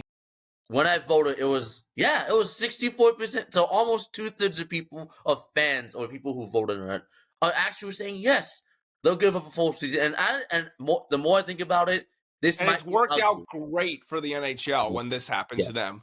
So I think at this point, this might not be as short of a deal. Like, it probably might take the whole season. And at this point, however long it takes, fine. Yeah, I mean, it's so unprecedented if it went more than a full season. I don't even think it goes a full season. I think you'll get you'll probably end up with like a 90-game season in 2027. I predicted it to be around half a season. Yeah, well, 90 games, 81's half a season, 90. I said 90, so I'm right there with you. So, but I think that's already a good indication that I think fans are going to be prepared for this, and fans will accept this. Yeah, so and also another thing I want to say, this will be the last thing about CBA stuff, I promise. You guys are probably like, oh, you guys have talked about this like 4 times now, just shut up and talk about other stuff. We will. Last thing, I promise. Yeah. Although you guys are probably interested in this, because my friends like who listen to this, I'm in your guys' group text. I see you guys sending the links about the Dodgers going over the top and how much they have in deferrals and like how are they going to stop this? Like, this is out of hand. Like, so you guys are probably interested in this, but this is going to be the last thing about it for tonight. And hopefully the last thing about it until 2027 or December 26th. But I'll just say is that Manfred has said that, the pressure of people to not miss games definitely impacted us speeding up the timeline in 22 to, get the deal done in time to play all 162. If the fans this time around are like, sit out a full season if you have to like make real changes, then that's what's going to happen. Right. Like, what people say on social media and the internet matters in this day and age, and like it's gonna put pressure on them to like. Yeah, because obviously this is the biggest issue in baseball right now is what will happen in the next CBA negotiation. No question about it. That's the biggest talk. And guess what? Yeah, I was definitely a part of the group that's saying, I definitely do not want to miss any games in 2022. I'm different this time around. Oh, I am too. I was like. Yeah, I was just like, I was in that there with you. I was like, come on, guys. We only played 60 games in 2020. Right. We can only have a full crowd for a half season in 21. Don't do this. Come on. Like, right. Because like we were just talking about how this year is going to be the first normal spring training for us since 2019. Mm-hmm. So like, we just didn't want, any interruptions, but like this time it's like, get it right. And plus, we were still, like, in the window of competing. We thought we still had a chance then. That's different now because of what the Dodgers are doing. Yeah, it's like, the position that we're in right now. It's like the Padres are kind of in a flux right now because of the ownership thing anyway, so yeah. So that influences it. And again, just like I said, I just feel like when the changes happen, we'll be in a better position to compete as well. Oh, like absolutely. The timeline fits.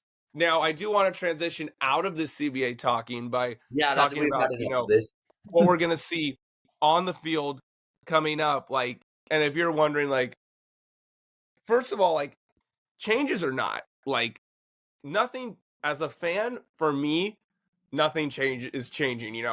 I'm still going to go to 30 games at Petco, see him on the road when I can, or to visit people. Like, I'm still going to go be at 30 games at Petco this year. I'm going to see the team in Minnesota against the Twins Labor Day weekend. Nothing changes for me as a fan because, like I've talked about, if you're in the group of, oh, we have no chance, there's no point in watching anymore. I've told you why that's wrong, and we're going to reinforce it because Yeah. that MLB.com article that you and I read when we were at Buffalo Wild Wings for the Aztec game yesterday, it felt like those guys were copying us, didn't it?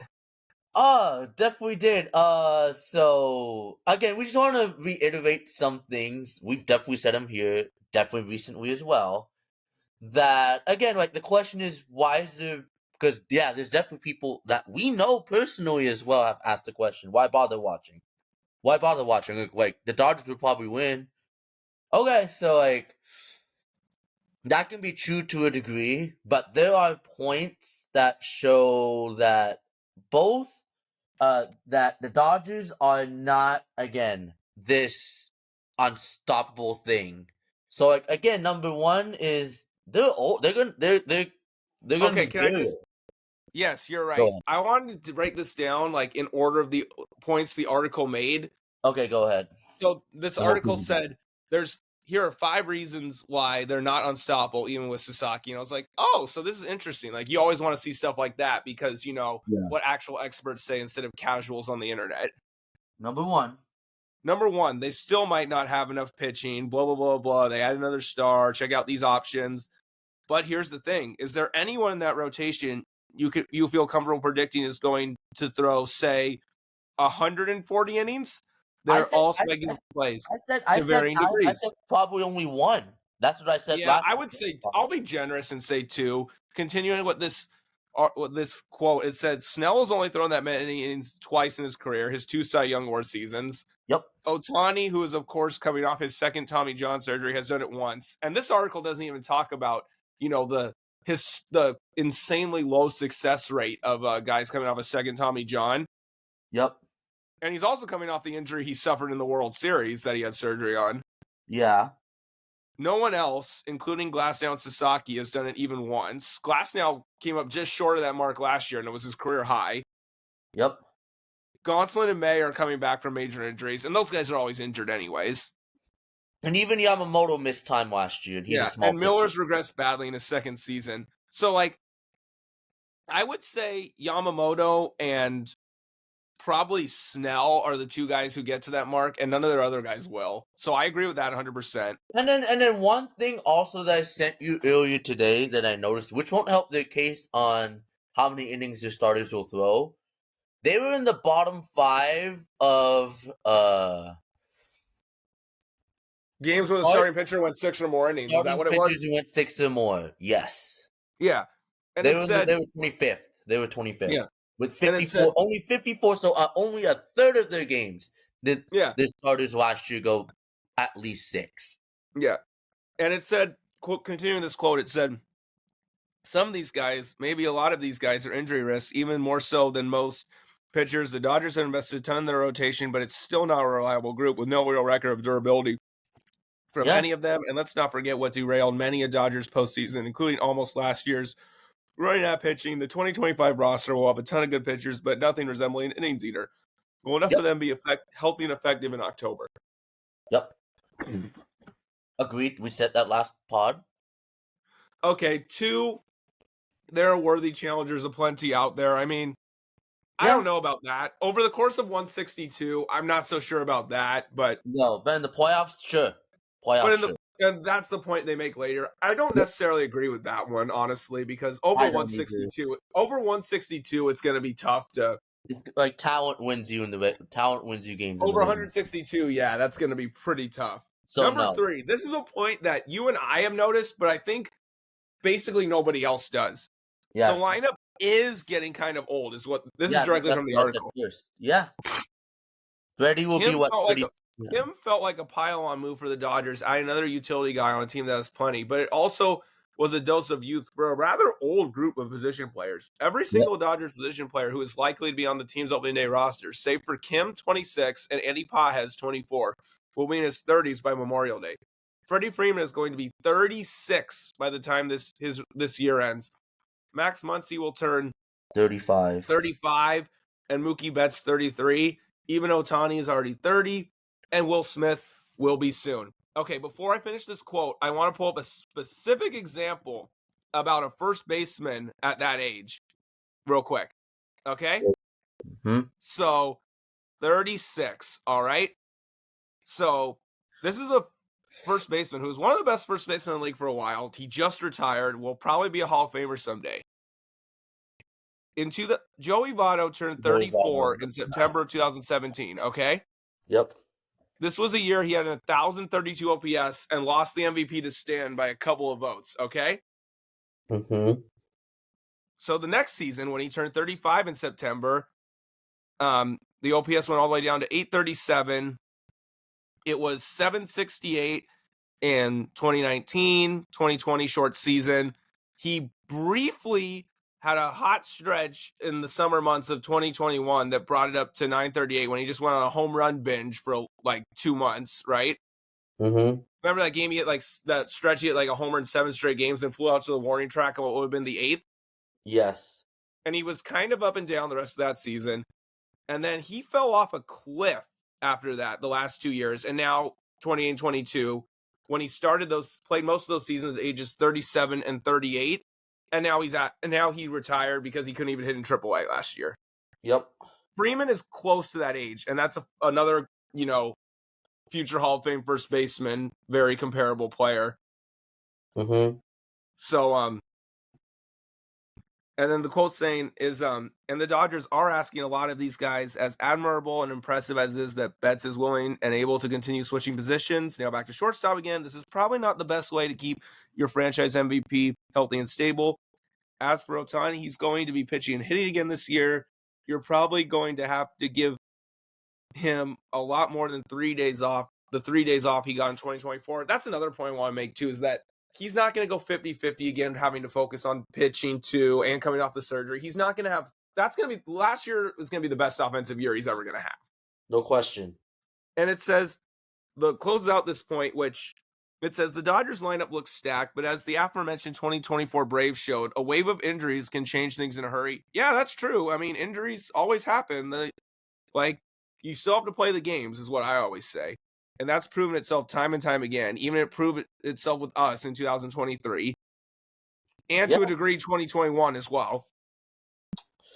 Yeah, so, again, these are like things we've said before, but it's been written in an article. This is only point 3. There's 2 more. Number 4, even last year's team was flawed. All right, fine. They won 98 games. They were plenty good. But that was their lowest win percentage since 2018. And yeah, over the season's last month, it sure looked like the Padres were the better team. Yeah, blah, blah, blah. Don't remind me. We blew it. Ugh. And then continuing on, it says some other things. And it said, and even with that, the Padres almost beat them in the NLDS. It took 2 solo homers off Yu Darvish and a brilliant Dodgers bullpen performance to stave them off. The Dodgers won the World Series last year, which means when we look back at last season now, that title seems inevitable. But in the moment, it was far from it. Put it this way, if the Padres win that Game 5, one measly game, the offseason conversation about the Dodgers isn't that they're inevitable. It's that they can't win the big one again. And number 5, this is the simplest, most blunt way you can put it. It's baseball. And what they say in this quote is, seriously, let's not forget what the baseball postseason is. It's not a crapshoot exactly, but it is far more random than we tend to pretend it is. Like I said, it's like the NCAA tournament. The best team doesn't usually win. Yep. And it said, sure, the Dodgers and Yankees, the 2 best star-laden teams, went to the World Series last year, but that's not usually how it works. Heck, we're only 1 year removed from Rangers Diamondbacks. Great teams in the postseason lose all the time. We talked about that before with the 106-win Dodger teams that didn't make the World Series, the 111-win Dodger team that we beat, the 116-win Seattle Mariners not making it to the World Series. Great teams lose in the postseason all the time. That's why the postseason is so fun. Yes, it is. And having experienced 3 of them in the last 5 years, we can now tell you that firsthand. There is no assurance at all that even if the Dodgers dominate the regular season, which is far from a certainty, although I disagree with that, I think it's fairly certain. Yeah, no question. Barring, being the most injured team again. They're any more likely to win the World Series than they would be if they slipped in by a thin margin. You know who knows this better than anyone? The Dodgers. They've been the team in baseball for a decade now and have only 2 titles, one of which was during the COVID season. There's a reason no team has repeated in 25 years. There are more playoff rounds and thus more ways to trip up than any previous dynastic team has had to deal with. The Dodgers may have the best team on paper right now. They may even have the best team during the regular season. They almost certainly will. So I think this article is, being a little too far on that side, but I agree with the overall point, as you can tell, 100%. But that guarantees you nothing in October. 100% correct. I know other fan bases are frustrated with the Dodgers getting everybody. Yeah, we certainly are, especially here in San Diego when we were so close to them last year and aren't doing anything. I get it, guys. Like, I'm with you. I hear you. But in October, it might not mean a thing. Yes. Rest assured, by signing Roki Sasaki, the Dodgers have not guaranteed themselves anything. That is, after all, baseball. End of article. Basically things that we've said numerous times. Yeah, and I want to give a recent example to this too. Do you remember 2019, Houston Astros? They were the best team in baseball that year. I mean, they won 107 games, most in the regular season. Yes. Remember they added Greinke at the deadline when they already had Verlander and Cole? Yes. They lost that World Series to a 94-win Washington team that didn't win their division. Yeah. And so people were like, well, their starting pitching's too good. The Astros had 3 aces that year. Like, they had the top 2 guys in the Cy Young voting and Zach Greinke, and they didn't win. So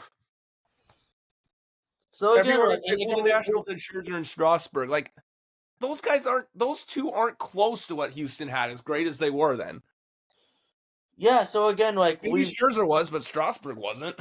Yeah, so we've said, we've always said about the randomness of the baseball playoffs, anything can happen, and yeah, that's why for me personally, as a fan, nothing's changing, and why for you nothing should change. Like, if you're mad, if you're gonna go to fewer games because you are pissed off at ownership, I understand that, but you should basically, for the most part, fan as you had before. Like, if you were a baseball diehard who watched as many games as you could, like I do, keep doing that. If you only watched the Padres and didn't watch the other 29 teams, you keep doing that. If you didn't watch until the NBA and NHL playoffs were over, but then watched pretty much the rest of the way after that, keep doing that. I'm just gonna say that if you think that 162 games is too much and you only tune in September in the playoffs, keep doing that. That's all I'm gonna say. I would definitely agree. I mean, yeah, obviously everyone has a right to be upset and pissed.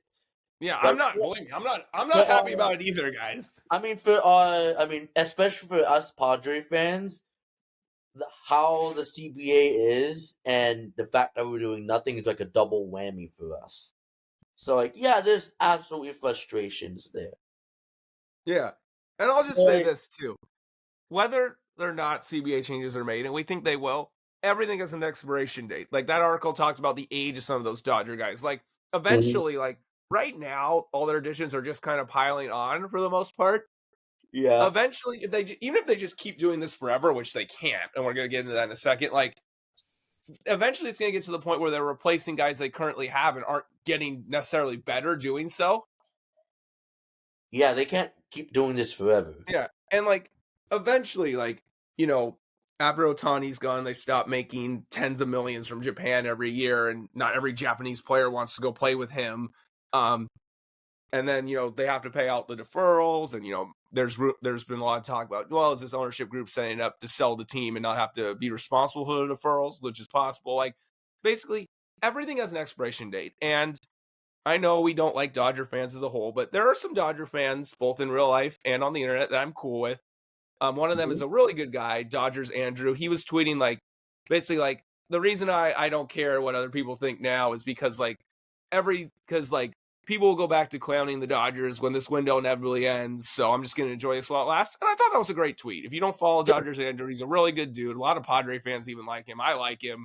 And, he kept it real. He's like, eventually this is going to end for the Dodgers, so I'm just going to so I might be a little insufferable these next 5-7 years, but it's going to come to an end, so I want to enjoy it. And I thought that was really fair. Fair enough. Just don't be a jerk. That was very fair. Yeah, just don't be a jerk to others, then that's fine.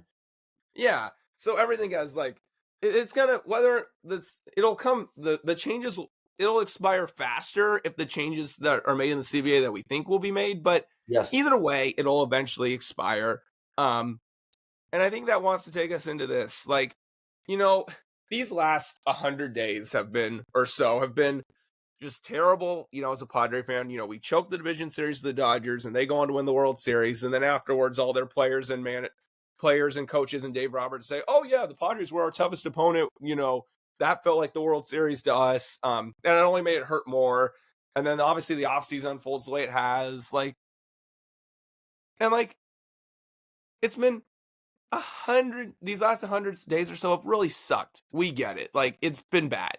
Okay, but there's also things that we have learned the last That makes us give hope for a brighter tomorrow. Like just over 24 to 40 hours. Basically, since our last podcast that we didn't know, and we definitely didn't say it, but now we know. So, it was reported yesterday on The Athletic that this should be a reason why we should have some hope, okay? And we have some things now that we can say about Sasaki. We basically were willing to give our whole international pool to him, which was more than $10 million actually in bonus Yeah, money. because apparently they were willing to say okay, if you choose us, we'll make these trades to get more money or whatever. So obviously that didn't happen. So we didn't get the extra 10 million because we only could have paid 6. So if we promised the 10 million, he denied it and he took the Dodgers 6.5. So guess what that means? We really did try everything we wanted to do, and it does validate AJ's anger and frustration of not getting it. Yeah, and I've never heard him say something like he said Friday night, where he's like, "We're gonna go after players who want to be here and add to a really talented roster and be ready to go." Usually he's just yeah, well, we tried this, tried that, we're looking at this. Basically, he usually gives you nothing in interviews. Right. But this was the most emotional and upset he's ever been. Yeah. And that just further has been proven with what's been reported with, yeah, we tried everything. Yeah. And another thing too is that Dennis Lin wrote, I think it was in that same article on The Athletic, that Padres officials say they don't need to shed payroll to make additions. And I know that their actions so far have kind of not proven that. But And Kevin Acee did say basically the opposite. He's like, Padres are fielding calls on certain guys who make a lot of money who have expiring contracts or whatever. And it's but that's two completely contradicting things. And if you're going to make me choose which one to believe, I'm going to choose Dennis Lin over Kevin Acee. I would too. Every day of the week and twice on Sunday. Of course, I would too. So, yeah. So again, that gives you a bit of hope. Again, we were literally trying to do everything to get Sasaki, and then Lin comes out with that. So I don't think. And now that we know what happened with Roki, we can move on with that. I think we'll finally see some moves happen now. Yeah, I mean, because that just proves how all in they were on him. Yeah, so now we could say screw Sasaki to this degree. Screw Sasaki, and then the reports of him. And I hope he's lined up to pitch when the Dodgers come here, and then he gets booed out of the stadium, and we hit him like a piñata. And then also the reports that we didn't know on Friday that we know now is that Sasaki's homework assignment, he gave the other teams, is how can you help me pitch better? How can you make me a better pitcher? And why can you help me answer why did I lose velocity in my last season in Japan? And he chose the Dodgers? We kept on saying what our advantages are and what the Dodgers have been doing with their pitching. And he chose them despite what we had over them. And despite the money we gave him. Or we're willing to give him, yeah. Yeah, so screw that, honestly. So you were willing to take A, less money, and B, you're willing to risk going to an organization that has been well known to have pitching injuries. That's who you think can help you become a better pitcher. And like we said earlier, refuses to allow pitchers to go deep in games compared to us. Yeah, I mean, it's hard to be upset, now, knowing that. Yeah, it's hard to be upset at us, but now we can throw are angry at Sasaki, no question about it. Yeah. I mean, and I will just say this too. While whoever is in charge of things post Peter has not given us any reason to trust them or have faith, Yep. there is reason to have hope. And like we said before, no benefit of the doubt, no trust, but a fair chance is that, everyone's like, oh, our team's run by Dodger fans. Now, that was Bob Seidler's wife is the only one we know of. And supposedly Matt Seidler said that Bob stepped down from managing the trust or whatever because of health problems or whatever. And Matt Seidler did address the fans and corporate sponsors in a letter. So he deserves a fair chance. Again, no trust in him, no benefit of the doubt, but a chance. And if those reportings are true, there's a chance. Then fine. Again, what we want here, obviously the goal is that we still think Shield is the best person to run the team, to be the main control person. But we just want someone who is competent. If Matt Seidler can do it, that's fine as well. And if he proves himself to be competent, we're fine with that. We just want someone. And if this drags out that he has to sell the team, we're also fine with that. Because like we said, sports franchises are far too valuable now to be bought by jokesters. Right. Like a Dan Snyder can never get a team nowadays, for example.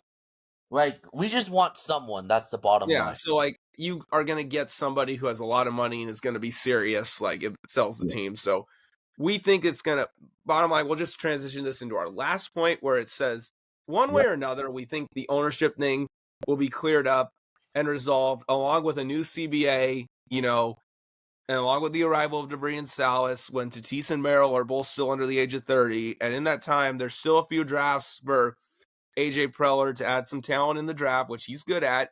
Remember, he scouted and found Merrill in the late 20s in 2021. Yeah. And then a few seasons for current minor league talent to develop further. I'm sure you and I will still be at a Storm game every month this year seeing some of these guys like we saw Isaiah Lowe last year and some of the relief pitchers we talked about. No question about that. So that means again, the last 100 or so days have sucked. There's no way around that, and it's probably not going to be a great next year or two, unless things change. But we are, we have hope, for down the road. We do. Again, I think the one word that I said the last podcast, and I'll say it again, is we just have to be patient, man. We just got to be patient. If you've been real Padre fans, we have experienced much, much, much, much, much worse than this. Especially even just even a decade ago, we were in a much worse situation than what we're experiencing right now. Oh, 100%. And honestly, going back to the ownership dispute quickly, this shouldn't be like a 5 to 10 year thing. This should be done with either a year or two. 2 at max. Yeah, I'll lean more on 2 years, but sure, it's not going to be drag on for 5. It's not going to be like a super long term. No, thing. It seems like both sides are doing what they can to. And guess what? If it's done within 2, that's going to be within, again, that's when the lockout will probably be. And again, we think we could be more competitive in a more even playing field by that time, and that evens out again with DeVries and Salas being ready by that time. So again, 100%. So again, just stay patient. It's not the end of the world, and I'll say this one more time, and you said this before as well. This is not even close to being the Chicago White Sox or Colorado Rockies. No, if you're a fan of those franchises and just want to throw in the towel on the sport, I would honestly get it, but we're not there. Not even close. We still have some talent on this team, and we have talent coming in that's not ready yet. So, yeah, I know we've competed, we've come up short, we've had moments of pain recently competing in the playoffs, but this is not the end of the road. We're not going to fire sale. No way that's happening. All we just got to do is draft a little bit better, and again, I do trust AJ with that, to restock our farm at this point. And we'll be okay because we still have a good core here. Eventually. Yeah. So I think we just want to reiterate that, and a good I think that's a good way to end the pod.